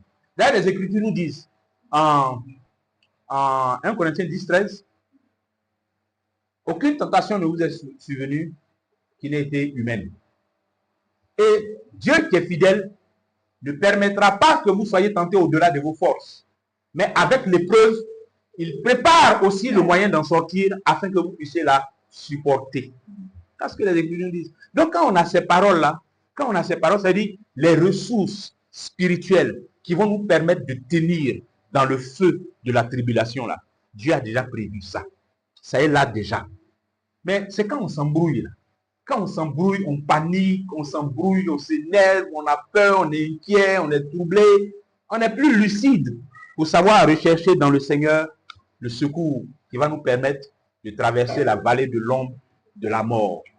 Oui, Ça veut dire que dans notre parcours, là, il y a une vallée qu'on appelle la vallée de l'ombre de la mort. Mais la bonne nouvelle, c'est que cette vallée-là, on ne s'arrête pas dedans, on la traverse. Quand je marche dans la vallée de l'ombre de la mort, on marche, on traverse. Je ne crains aucun mal, car tu es avec moi. Ta houlette et ton bâton me rassurent. C'est ça. La vallée de l'ombre de la mort, c'est pas pour que nous on meure là-bas. Nous on traverse ça. Parce que la houlette et le bâton du Seigneur sont toujours là pour nous. Les ressources de l'esprit qui vont nous permettre de tenir. Ces ressources-là sont toujours disponibles. Mais il faut qu'on reste lucide. Il faut qu'on reste lucide. Si on s'embrouille, si on panique, c'est fini. Si on panique, c'est fini. On est dans les cordes et puis c'est terminé. Un hypercute là et puis on est KO, c'est fini. Demain, on va se saluer en passant comme ça. Et le frère a été avec nous. Et la soeur a été avec nous. Et qu'est-ce qui s'est passé? Panique, embrouille. Et puis la tête est mélangée, les idées sont mélangées. On se met toutes sortes de pressions. Et puis, hop là, ça vole dans tous les sens. Il ne faut pas qu'il en soit ainsi, bien aimé.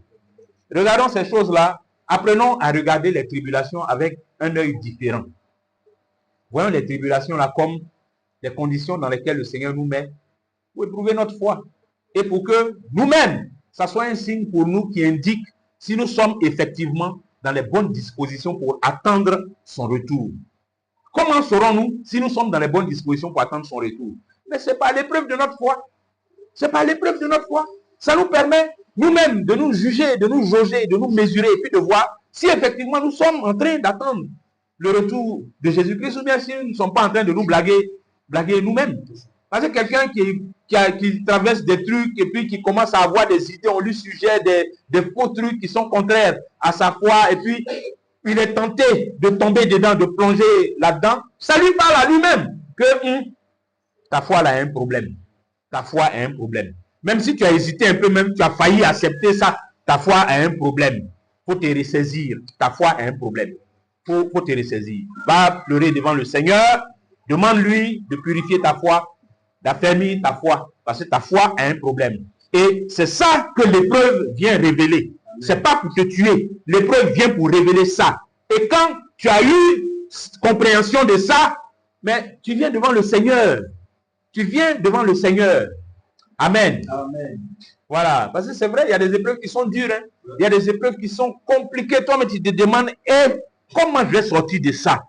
Qu'est-ce que j'ai fait? Oh, qu'est-ce que j'ai fait? Pourquoi c'est à moi ça arrive? Pourquoi? Tout ça là, ce sont les épreuves, bien aimés. Ce sont les épreuves. Quand ça éprouve ta foi, ça secoue ta foi comme ça là. C'est pour que, au sortir de là, la position dans laquelle tu dois te mettre pour attendre le retour de Jésus là, cette position soit consolidée, affermie. Amen. Amen. Alors, on va parler un peu de la patience. Et ces choses-là vont ensemble. Hein? Ces choses vont ensemble. Ce qui nous permet de tenir dans la tribulation, ce qui nous permet de tenir dans l'épreuve, c'est la patience. C'est pour ça que vous voyez que la patience figure dans ce qu'on appelle le fruit de l'esprit. La patience. Ce n'est pas un truc anodin, hein, la patience là. C'est-à-dire quand tu as la patience dont parlent les Écritures, la patience que donnent les Écritures, comme Pierre dit, quand tu as cette patience-là, bien aimé, mais dans les épreuves, dans les tribulations, tu as la tête haute. Parce que tu as cette patience que le Saint-Esprit crée dans le cœur. Tu as cette patience. Parce que c'est l'impatience, le manque de patience. C'est ça qui fait qu'on s'embrouille. C'est ça qui fait qu'on panique. C'est ça qui fait qu'on court dans tous les sens. Le manque de patience. Alors, le manque de patience, là, ça vient d'où? C'est la pression du temps. Ouais, non? La pression du temps. C'est-à-dire le temps entre le besoin que je peux avoir aujourd'hui et puis la satisfaction de ce besoin. Le temps qu'il y a entre les deux là. C'est la pression de ça qui crée l'impatience. On dit, mais ça finit quand? Ça dure. Ça dure. Et l'incertitude qu'on a, si effectivement ça va finir un jour, c'est tout ça là qui se combine pour créer l'impatience et puis qui nous met sous une pression terrible. Terrible. C'est parce que certains n'ont pas eu suffisamment de patience qu'ils ont cédé à un moment. C'est le manque de patience qui fait qu'à un moment donné, certains cèdent. Parce qu'ils sont impatients.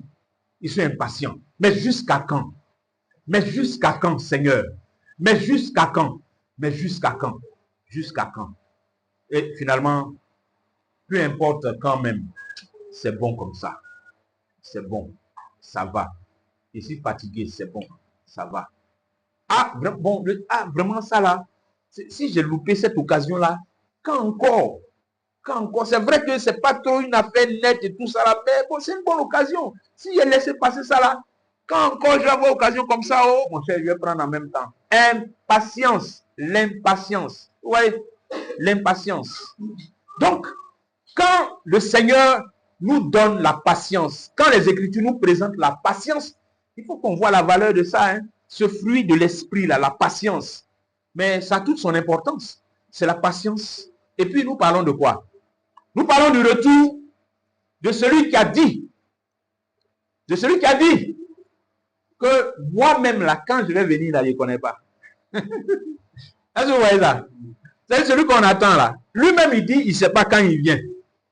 Que c'est le Père seul qui connaît. Il dit, ni le Fils, ni même les anges, le Père seul, c'est lui qui sait quand le Seigneur Jésus-Christ revient. Lui-même, il ne sait pas quand il revient. C'est lui qu'on a envie d'attendre. Donc, si tu n'as pas la patience que donnent les Écritures, la patience que produit le Saint-Esprit, je ne parle pas de la patience pour attendre le bus qui a duré, qui a 1 heure de retard là. Hein. Je ne parle pas de ça. Hein.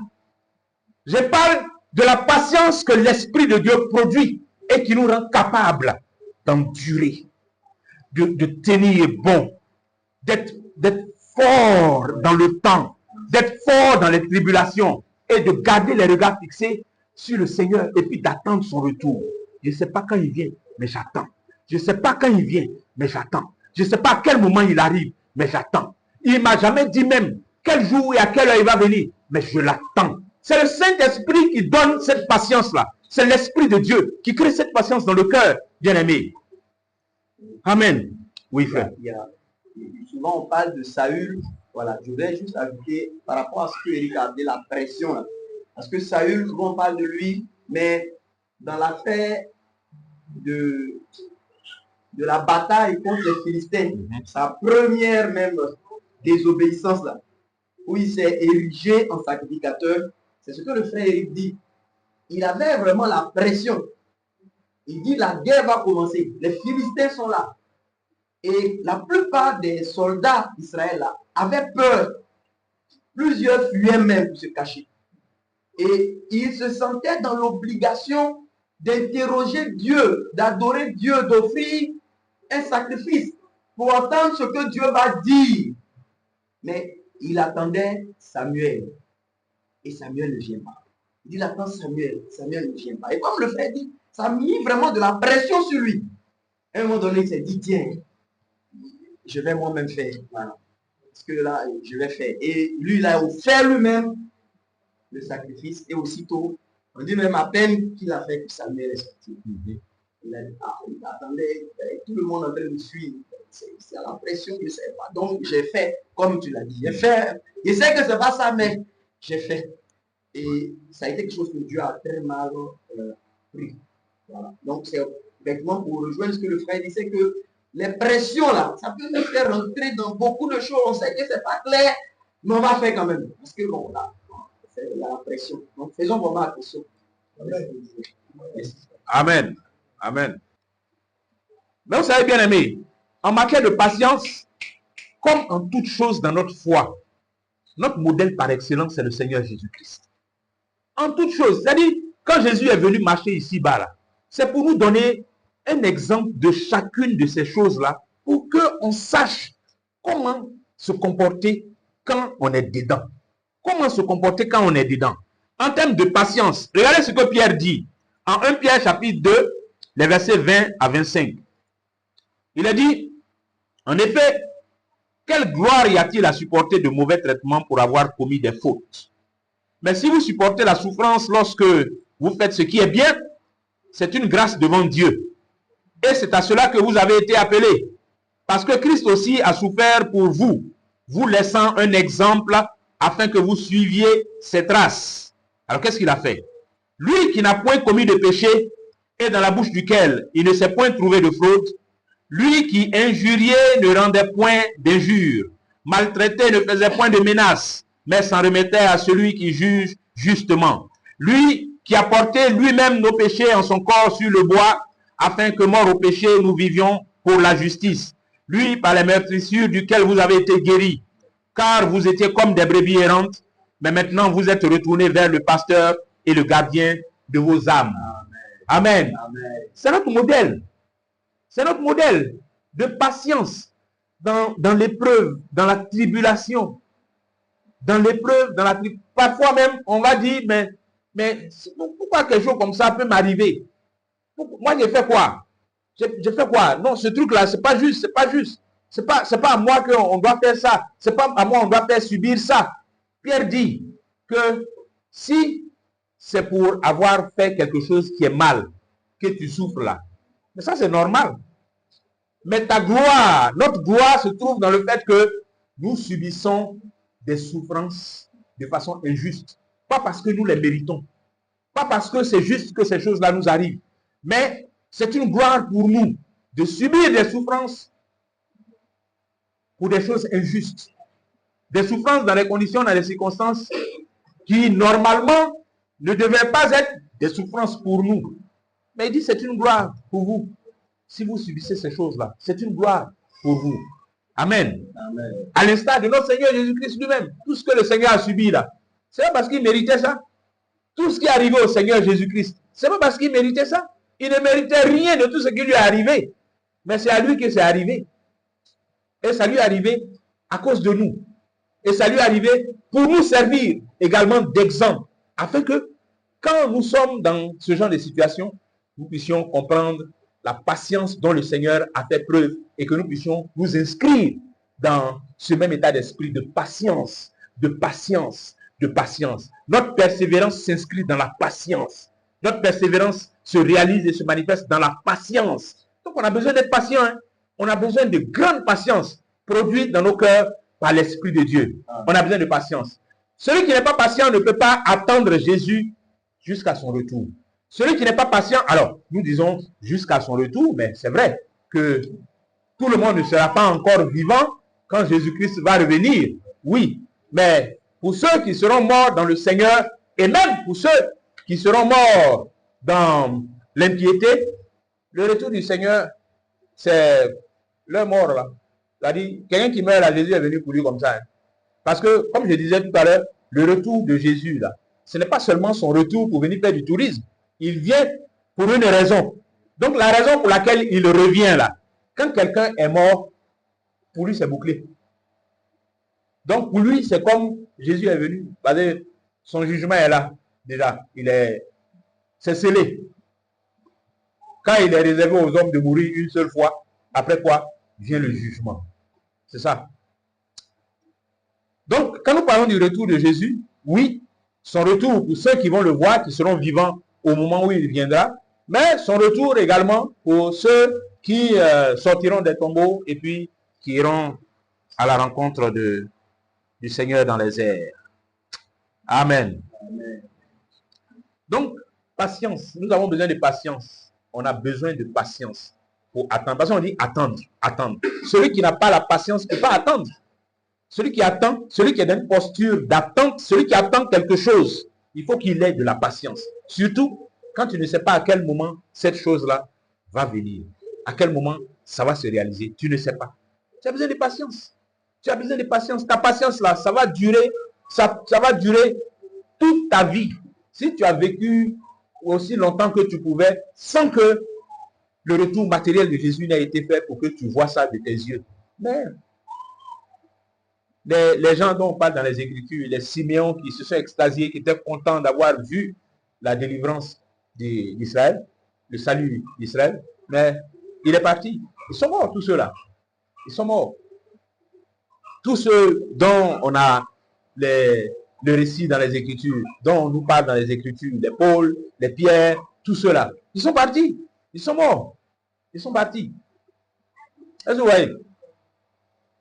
Mais tout cela, ils prendront part à ce qui va s'accomplir au retour du Seigneur, au retour du Messie. Donc, bien aimé, quand nous attendons le retour de Jésus, Ça veut dire qu'il faut qu'on ait de la patience. Il faut qu'on ait de la patience. Il faut qu'on apprenne à mûrir cette patience-là. Il faut qu'on recherche cette patience par l'Esprit de Dieu. Être patient. Être patient. C'est la patience-là qui nous calme. Ça nous calme. Ça nous calme. La patience que donne le Seigneur. Amen. Amen. Et puis nous parlons également de la consolation. La consolation. Romains, le chapitre 15, à partir du verset 4, au verset 4 même, il a dit, Romains 15, 4, or tout ce qui a été écrit d'avance l'a été pour notre instruction, afin que par la patience et par la consolation que donnent les Écritures, nous possédions l'espérance. Tout ce qui a été écrit d'avance l'a été pour notre instruction. Ce que nous avons dans les Écritures là. Pierre dit que ça a été écrit, et Paul dit aux Romains que ça a été écrit pour notre instruction, pour que nous soyons instruits de ça.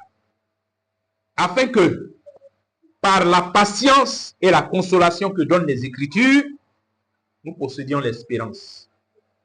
Donc, les Écritures donnent de la patience. Les Écritures donnent de la consolation. Il y a une consolation qui vient des Écritures. C'est-à-dire, quand tu lis les Écritures, quand tu comprends les Écritures, eh bien, ce que ça crée en toi, c'est cette patience-là. Ce que ça crée en toi, c'est que cette patience-là est accompagnée de consolation.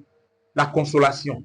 Il y a une consolation qui vient des Écritures, bien aimés. C'est pour ça qu'il faut rester attaché aux Écritures, qu'il faut rester attaché à la parole de Dieu, qu'il faut la lire, qu'il faut nourrir notre foi de la parole de Dieu. De la parole de Dieu. Nourrir notre foi de la parole de Dieu. C'est elle qui nous donne patience et consolation, afin que par ces choses-là, nous possédions l'espérance. L'espérance de la vie éternelle. Et cette espérance-là, l'une des phases de son accomplissement, de sa réalisation, c'est le retour de notre Seigneur Jésus. Le retour de Jésus. Donc, les Écritures, trouvons dans les Écritures les ingrédients spirituels qui vont nous permettre d'avoir et la patience et la consolation. Paul parle de la patience et la consolation que donnent les Écritures. C'est-à-dire quelqu'un qui se prive de la parole de Dieu, quelqu'un qui se prive des Écritures, il est en train d'affaiblir sa patience et il s'expose à toutes les conséquences de l'impatience. Quelqu'un qui se prive des Écritures, il est en train de se sevrer de consolation. Mais parce qu'on a besoin de consolation, oui, pendant qu'on attend le Seigneur, on a besoin de consolation. On a besoin d'être consolé dans cette patience, dans l'exercice de cette patience que donnent les Écritures. Alors, ouais, si les Écritures nous parlent de consolation, si il nous est dit ici par la bouche de Paul que nous avons besoin de consolation, ça veut dire qu'il y a affliction. Ça veut dire qu'il y a affliction. C'est celui qui est affligé qui a besoin de consolation. Heureux les affligés, car ils seront consolés. La consolation, ça fait partie des dispositions dans lesquelles on attend le Seigneur. Vous voyez cette parole que je viens de citer dans Matthieu 5. C'est le Seigneur lui-même qui déclare ça. Il dit heureux les affligés. C'est-à-dire si vous êtes affligés, et les tribulations participent à notre affliction. Il dit que si nous sommes affligés, heureux si nous sommes affligés. Mais parce que cette affliction-là, c'est l'expression de notre posture d'attente. De notre posture d'attente. Parce que l'affliction, quand elle vient là, l'affliction, quand ça vient là, on peut tomber en brousse. Celui qui est affligé là, il peut chercher des raccourcis, tomber en brousse, et puis aller régler son problème. Quelqu'un qui est affligé. Regardez, moi j'ai vu plusieurs fois dans les églises des sœurs qui, à un moment donné, se disent, ah, je suis en train de prendre de l'âge et puis je n'ai pas fait enfant. Bon, il faut que déjà qu'il gagne mari même avant de faire enfant. Oh, mari là, mais il n'y en a pas encore. Donc, est-ce que moi-même, je vais avoir enfant aussi? C'est inadmissible. Non, jamais. La sœur disparaît de l'assemblée pendant un temps, elle disparaît de l'église pendant un temps, et puis elle nous revient avec une grossesse, ou bien avec un enfant dans les bras. J'ai vu ça plusieurs fois. Mais c'est parce que la sœur n'a pas su retrouver les ressources de l'esprit qui vont lui permettre de patienter. Qui vont lui permettre de patienter et puis d'être consolé de cette affliction. Parce que la pensée de je n'ai pas d'enfant là, c'est une affliction. C'est une souffrance. Je dirais même, garçon même supporte ça mieux que femme. La pensée de je n'ai pas d'enfant là. Mais c'est une affliction. C'est une affliction terrible. C'est une affliction. Mais si la sœur n'arrive pas à trouver dans le Seigneur les ressources qui vont lui permettre de tenir dans cette affliction, d'être patiente et puis de retrouver consolation par l'Esprit de Dieu, non, tout ça, ça ne m'intéresse pas. Patience, tout ça, consolation, tout ça, ça m'intéresse. Moi, j'ai bien un enfant. Quand elle va aller trouver un moyen de faire un enfant là-bas de 7 ans en santé et puis elle va revenir. Malheureusement. Mais c'est des exemples que je donne qui sont vrais, qui sont réels, pour que ça attire aussi notre attention. Hein? Ça peut être des cas divers, hein? des cas différents. Moi, je suis au chômage depuis combien de temps là? Il n'y a pas de travail. Je veux me marier. La route du mariage, il y a travail dedans aussi. Hein? La route du mariage, là. Tu ne vas pas prendre enfant des gens, tu vas venir la mettre sur ton dos, alors que toi-même, tu es sur le dos de ton tuteur. Ah, celui qui est au dos, mais pas au dos. Hein? Donc, si tu veux prendre femme là, ça veut dire que il faut que toi-même là, tu ne sois pas sur le dos de quelqu'un. Il faut que tu puisses te prendre en charge. Là, tu as fait venir dans ta... Mais le frère même n'a pas de travail. Le frère, il ne travaille pas. Il est là. Et puis, le feu qui le brûle là même, vraiment, lui-même, il ne comprend plus. Le feu le brûle jusqu'à des fois, le feu est glacé même sur lui. Tellement la chaleur est brûlante. Il sent ça maintenant comme si c'est glacé. Il a trop duré dans le feu là. Donc, ouais, tout ça est mélangé dans sa tête. Il brûle, il n'a pas de travail. Or, ici, ce travail n'est pas réglé, il ne peut pas se marier. Et puis, il est là, il est bizarre d'une manière dans l'église. Bon, on chante les cantiques, il chante aussi, hein. Il chante bien même, il chante, mais il y a une parenthèse quelque part dans sa tête là-bas, là, où il dit, tiens, ça a duré combien de temps? Ça, non. Ah. Bon. Mon cher, travail, c'est travail. Travail, c'est travail. Travail, c'est travail. Donc, le bar où son ami l'appelle depuis pour dire, tu as travaillé au bar ici, tu n'as pas te fatiguer. Toi, les gens qui viennent, les trucs, oh, là, toi, tu as les branchères, les petites filles, là, et tout, les frères, ils s'en vont, toi, tu as pour toi, et puis c'est fini. La journée, là, moi, il sort du bar, 200 000, hein, la journée, 200 000. Voyez les vieux pères qui viennent chercher les dailles ici, là, ils misent bien même. Si tu lui as donné une bonne daille, même ton argent augmente bien. Mon cher, travail, c'est travail, hein. Il va plonger dedans. Le frère disparaît de l'assemblée. Il disparaît de l'église. Oui, on le voit, il est dans un sky, un pantalon serré, sexy, plaqué sur le frère. Tu ne reconnais même pas le frère. Hein? C'est-à-dire, le frère, son réseau est bouillé complètement. Il a explosé. Il est sapé comme ça. On a un vieux bêté qui vient d'arriver à Paris. Serré dans son habit en cuir. Un truc là, pointinini. Ouais, talon en bas de ça. Avec sa chaîne ici. Ah, frère. Le frère a cédé. Le frère a cédé. Donc, bien aimé, où est ces choses-là? S'il n'y a pas la patience et la consolation, c'est compliqué. Et c'est pour ça que nous avons besoin les uns des autres. Où est dans le témoignage que Cyril rendait tout à l'heure? Quand le père est monté sur Carole, Carole s'est rabattue sur lui. Ah oui, parce qu'en se rabattant sur lui, elle cherchait du secours. Ah, mon chéri, d'amour, voilà ce que mon papa est venu dire. Hein? Ça, c'est le vieux. Hein? C'est-à-dire, moi, mais je suis prêt à lui dire non, mais c'est le vieux. Hein? Comment tu vois ça? Bon, le chéri d'amour aussi dit, il a tremblé un peu, mais il s'est ressaisi. Et lui aussi, il allait chercher secours auprès de ses conducteurs. On a besoin les uns des autres. C'est tout ça là qui fait que la vie chrétienne là, on ne peut pas vivre ça seul, isolé. C'est une vie de communauté, c'est une vie de famille, c'est une vie ensemble. La pire des postures pour un chrétien, c'est de s'isoler. Les militaires disent ça. Un soldat isolé, c'est un soldat vulnérable. Donc, tu ne peux pas te détacher du peloton et puis tu vas rester seul dans ton coin et puis dire que toi, tu es en train de vivre ta vie dans le Seigneur. Non, non. C'est ensemble, bien aimé. On se soutient, on s'encourage, on se motive. Les paroles qui vont sortir de ma bouche là, au cours d'une visite, ça va te requinquer. Peut-être même tu ne m'as même pas expliqué l'affaire dans laquelle tu es. Mais le Seigneur oriente notre causerie d'une manière là, qu'on entre dans les Écritures, et puis je te sors une exhortation là, qui est exactement nette dans ce qui est dans ton cœur là. Et puis, Dieu t'apaise comme ça, par cette parole-là. C'est ça, bien aimé. On a besoin les uns des autres. La consolation, quand Paul dit que la consolation que donnent les Écritures là, c'est pas les Écritures même qui vont venir se lire. C'est pas les Écritures même qui vont venir. C'est toi qui peux lire, ok, et puis tu vas avoir cette consolation. Mais le frère également peut venir partager des choses avec toi. La prédication de la parole de Dieu que nous sommes en train d'écouter aujourd'hui, ça également, ce sont des moyens par lesquels le Seigneur nous fait parvenir sa consolation. Amen. Amen. Donc, la consolation, ça veut dire qu'en même temps, nous avons pour devoir de nous consoler les uns les autres. Comme les Écritures disent, consolez-vous par ces paroles. Consolez-vous par ces paroles, bien aimés. Voilà, 1 Thessaloniciens 4, 18. Consolez-vous donc les uns les autres par ces paroles. Consolez-vous. Ça veut dire, il n'y a pas de spécialiste en consolation. Celui qui a l'Esprit de Dieu doit pouvoir consoler son frère avec les paroles de consolation. Mais là, les paroles de consolation, là, ce n'est pas Yako seulement. Hein. Ce n'est pas dire Yako la soeur, Yako. Ça allez, Yako.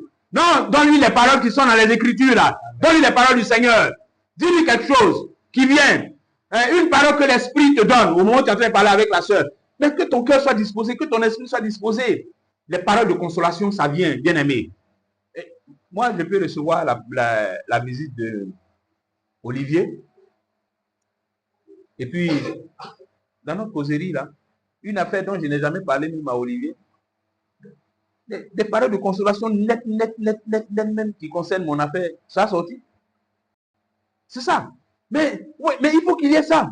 Il faut qu'il y ait ces contacts. Il faut qu'il y ait ces fréquentations. Il faut qu'il y ait ça. Il faut que ça soit comme ça. C'est comme ça que les paroles de consolation viennent. Et puis parfois, la consolation là, ça vient de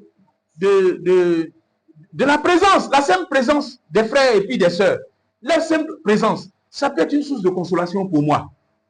Et regardez, autant si personne ne va chez la sœur là, personne ne rend visite à cette sœur, personne ne va jamais vers elle, personne ne va la trouver à la maison. Le seul endroit où on se trouve, c'est quand on a les réunions. Personne ne va jamais là-bas. Ça là, ce que ça peut produire là, si la sœur là, elle a besoin à ce moment précis d'être entourée d'une certaine façon, parce que elle est en train de s'éteindre. Mais autant son isolement l'éteint, ça favorise son extinction. Autant si on vient l'entourer, régulièrement, mais ça la réveille. Et si c'est quelqu'un qui est déjà en éveil, mais le fait d'être entouré régulièrement, ça maintient l'éveil. Donc, cette consolation-là, bien aimée, c'est les uns les autres qu'on doit apporter ça, on doit s'apporter ça, cette consolation-là. On doit s'apporter ces paroles de consolation. C'est important. Il ne faut pas être avare en parole. Le Seigneur met dans ton cœur des paroles de consolation pour ton frère, pour ta soeur. Faut pas jeter ça, il ne faut pas être avare dedans. Donne-lui ça, envoie-lui un message, fais-lui un appel, cause un peu avec lui, avec elle, va lui rendre visite. C'est ça, tout ça là, ça aide à attendre Jésus. Tout ça là, ça aide dedans. Comment je fais pour que mon frère et moi, on continue d'attendre, on continue de rester dans la posture d'attendre, on continue de tenir malgré les tribulations, on continue d'entretenir la patience, on continue de garder, de rester dans la consolation, on continue de se consoler mutuellement. Consolons-nous, frère, on n'est qu'à se consoler, consolons-nous. Et puis vous voyez, quand on parle de consolation, ça révèle encore que ici, on n'est pas dans une... Hein, prenez un peu le cas de ces exilés là, dont on a parlé au début, ces filles de Babylone, ces filles d'Israël qui étaient à Babylone. Ces exilés là, vous imaginez cette communauté de Juifs qui ont été emmenés en exil, vous imaginez l'esprit de solidarité qui va exister entre eux. Vous imaginez ça? Cet esprit de solidarité qui va exister entre eux. On est à l'étranger. Hein. Les gens là, ils nous ont vaincus. Ils nous ont emportés. Même si pendant qu'ils étaient au pays, ils ne se connaissaient pas là. Le fait qu'ils se retrouvent dans ce pays étranger, dans le même contexte, dans les mêmes circonstances, ils ont été pris, emmenés en captivité. Vous imaginez, même sur le chemin même, pendant qu'ils sont en train de partir dans la captivité là, ce sentiment, cet esprit de solidarité qui va naître entre eux, qui va leur permettre de rester unis, de rester ensemble, de rester un même cœur. Mais c'est ça, bien aimé. Vous voyez comment dans la persécution, par exemple, dans l'histoire de l'Église, quand ces moments de persécution là arrivent, comment les frères sont soudés, comment ils sont soudés, comment ils sont ensemble. Mais c'est ça que nous devons, c'est ça qui est notre vie normale en tant que l'Église. C'est ça qui est notre vie normale. On doit être ensemble, on doit être soudés, on doit être solidaires, on doit se consoler. C'est-à-dire quand tu es avec moi, tu m'apportes la consolation. Quand je suis avec toi, je t'apporte la consolation. Quand on est ensemble, on se console mutuellement. L'esprit passe par les uns et les autres pour apporter la consolation aux uns et aux autres. Amen. Amen. C'est d'autant plus important que l'esprit qui a été promis là, il y a consolation même dans son nom. Jésus dit, je vous enverrai un autre consolateur. Il y a consolation dans son nom. Ouais. Et quand il dit en Jean 14, 16, et moi je prierai le Père et il vous donnera un autre consolateur afin qu'il demeure éternellement avec vous. Le consolateur a pour mission de demeurer éternellement avec nous. C'est-à-dire, ce n'est pas un consolateur qui vient et puis de temps en temps il est occupé, il a ses affaires, il va s'occuper de ses affaires et puis après il vient nous regarder encore. Il a pour vocation de rester éternellement avec nous. Mais l'autre chose intéressante, c'est que le Seigneur Jésus parle d'un autre consolateur. Je prierai le Père et il vous donnera un autre consolateur. Mais c'est un autre consolateur qui vient à la suite de lui, qui faisait déjà œuvre de consolateur.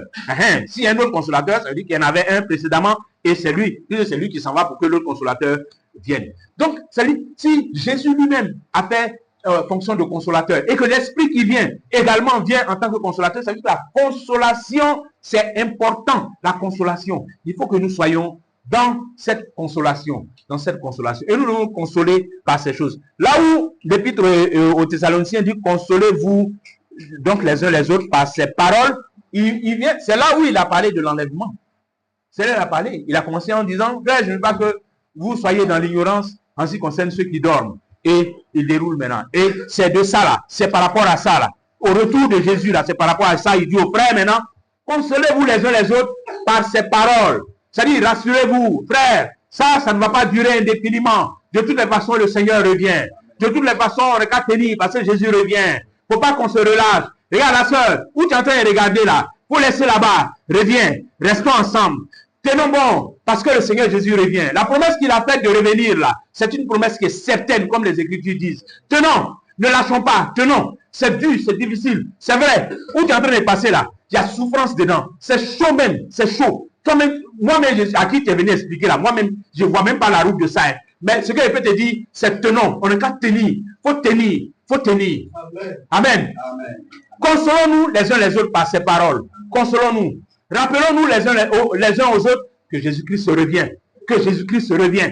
Que la promesse de son retour, c'est une promesse certaine qui va se réaliser. Autant des gens ont cru en ça, dans les paroles qui ont été annoncées par les prophètes et qui ont attendu la venue du Rédempteur, la venue du salut d'Israël, mais autant nous également, nous croyons que le retour, la seconde venue de Jésus-Christ, c'est une vérité. Il faut qu'on se console par ça. Il revient. Et il ne revient pas juste en tant que touriste. Il revient dans toute sa gloire. Il revient afin que les événements qui vont aboutir à l'accomplissement final et définitif de la promesse de la vie éternelle puissent être enclenchés. Bien-aimés, Jésus revient. Il faut que nous soyons fermement convaincus de ça.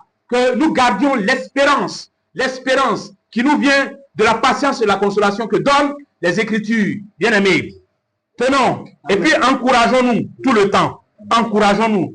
Mon frère, prenons courage. Prenons courage. Jésus revient. Jésus revient.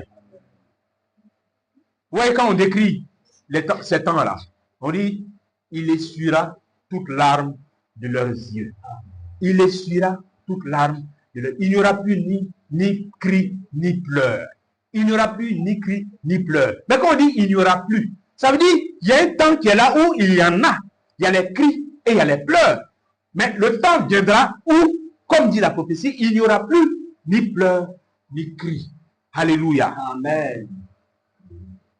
Dans l'Épître aux Corinthiens, 2 Corinthiens, chapitre 1, les versets 3 à 5, il est dit, « Béni soit le Père de notre Seigneur Jésus-Christ, le Père des miséricordes et le Dieu de toute consolation, qui nous console dans toutes nos afflictions, afin que par la consolation dont nous sommes l'objet de la part de Dieu, nous puissions consoler ceux qui se trouvent dans quelque affliction. Car, de même que les souffrances de Christ abondent en nous, de même, notre consolation abonde par Jésus-Christ. » Alléluia. Bien-aimés, c'est ça. Notre Dieu, il est appelé le Dieu de toute consolation. Le Dieu de toute consolation. Et c'est lui qui nous console dans toutes nos afflictions. C'est lui qui nous console. Et quand il nous console, c'est afin que par cette consolation dont nous sommes l'objet de la part de Dieu, nous également, nous puissions consoler les autres. Quand le Seigneur t'a consolé là, c'est que toi aussi tu puisses rester toujours debout pour aller consoler ton frère, pour aller consoler ta soeur. Amen. Amen.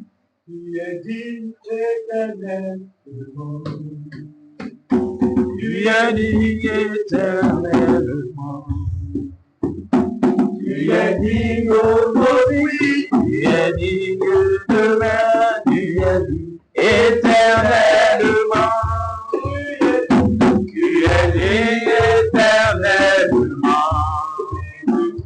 Tu es digne éternellement. Tu es digne aujourd'hui. Tu es digne demain. Tu es digne éternellement.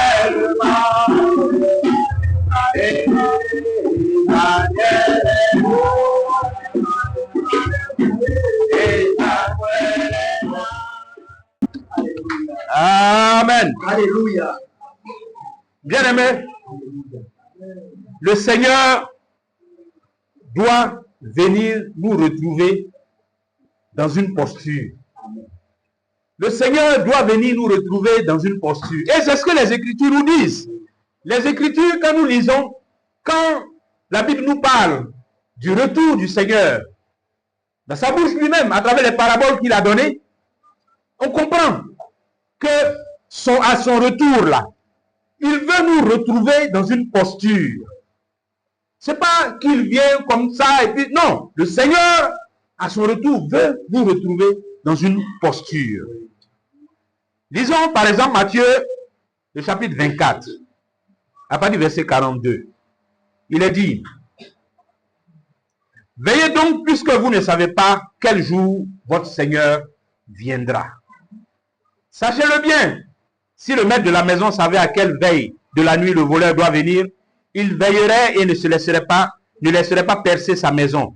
C'est pourquoi vous aussi, tenez-vous prêts, car le Fils de l'homme viendra à l'heure où vous n'y penserez pas. Tenez-vous prêts. Le Seigneur vient, mais il veut nous trouver dans une posture. Tenez-vous prêts.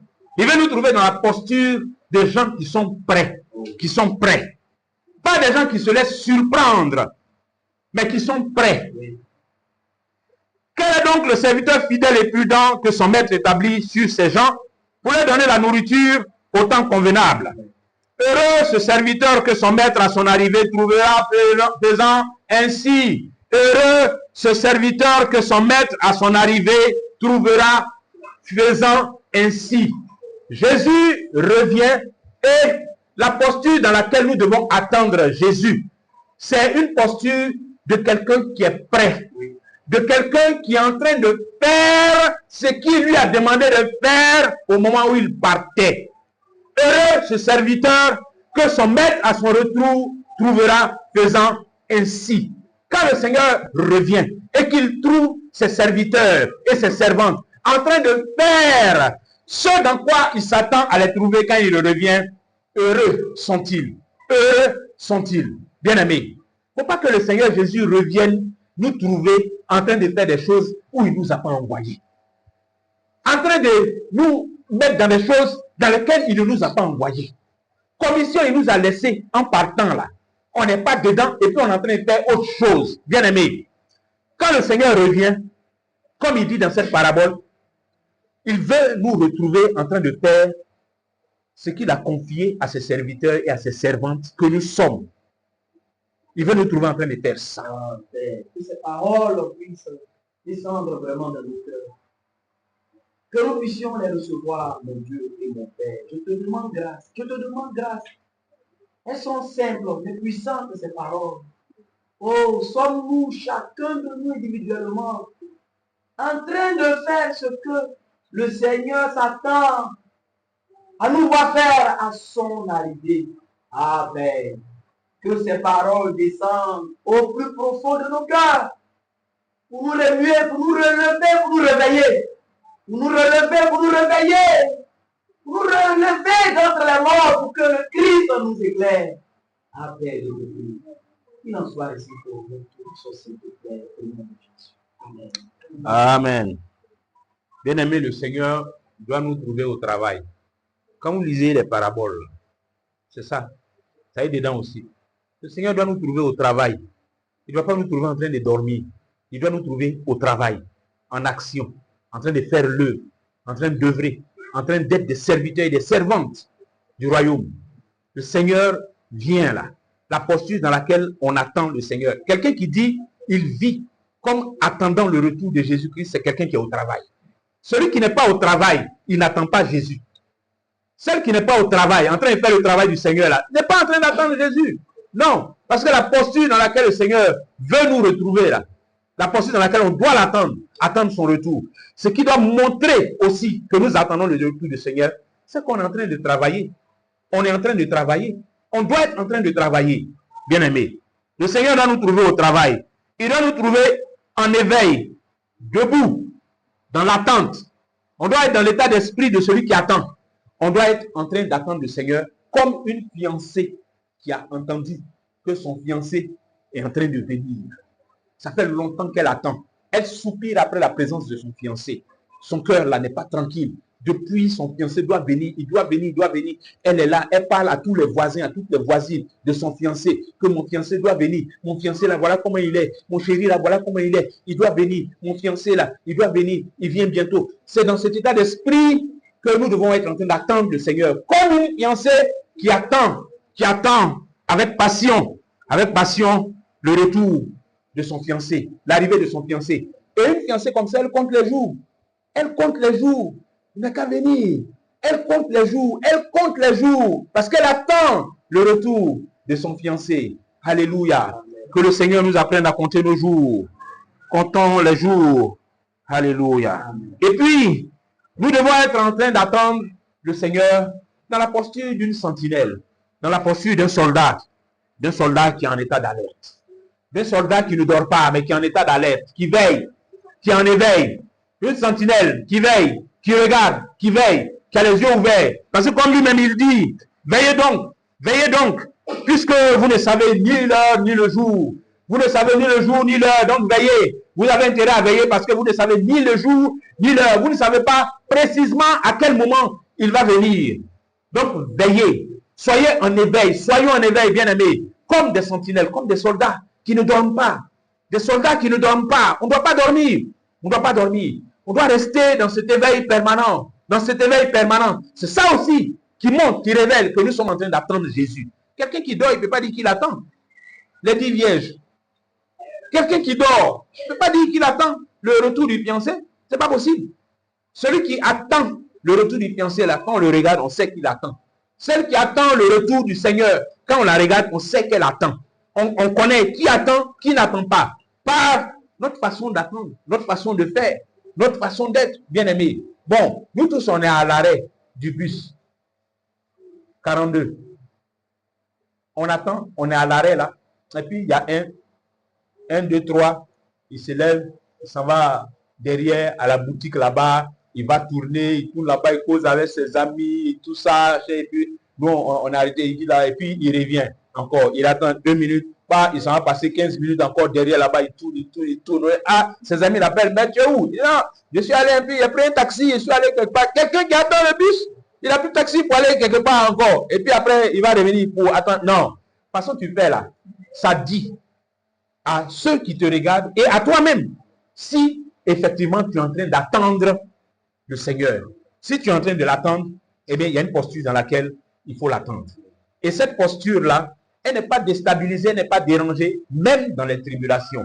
Et cette posture d'attente, bien aimé, c'est une posture de patience, c'est une posture de consolation. C'est toutes ces choses-là qui révèlent que nous sommes effectivement en train d'attendre le retour de Jésus. Et telle doit être notre façon de marcher dans le Seigneur, une façon dans laquelle on sent et on voit que nous sommes en train d'attendre. Il ne faut pas que nous soyons dans une vie chrétienne dans laquelle il n'y a pas la pensée du retour de Jésus. Ça, c'est... Bon, je ne sais pas ce que c'est. C'est-à-dire que quelqu'un vit, il vit la foi chrétienne, mais la partie où on a conscience qu'on attend le retour de Jésus, là, ça n'a pas trop d'impact sur sa façon de marcher dans le Seigneur. Ce n'est pas normal.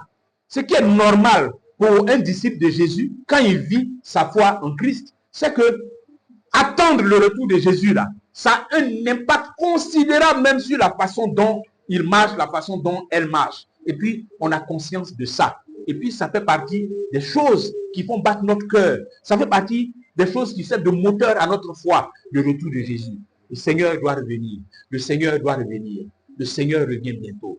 Alléluia. Amen. Que le nom du Seigneur soit béni. Amen. Amen. Amen. Amen. Ces paroles, pour moi, brûlent dans mon cœur.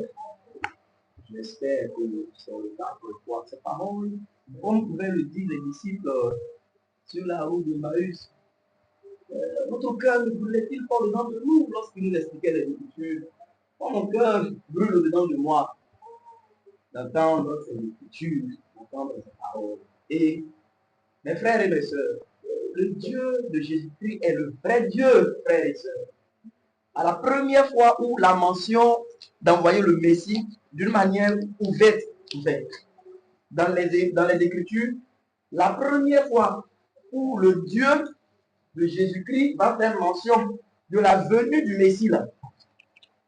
Plusieurs personnes ont vu cela dans Genèse 3,15.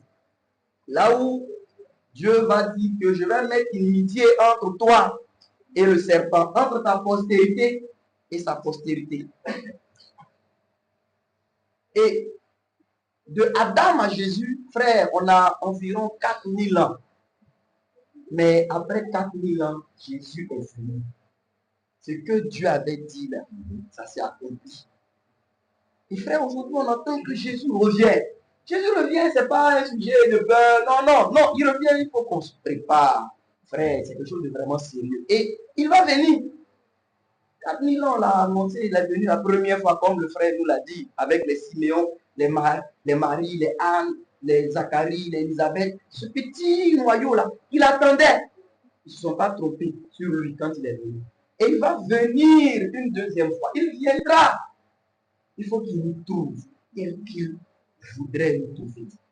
Il faut qu'il nous trouve faisant ce qu'il a demandé de faire. Il faut qu'il nous trouve persévérant dans ses enseignements. Il faut qu'il nous trouve là où il nous a placés, frères et sœurs.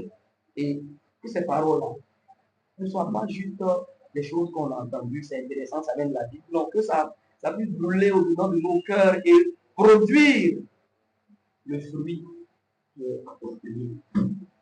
La grâce de Dieu soit avec chacun. Amen. Amen.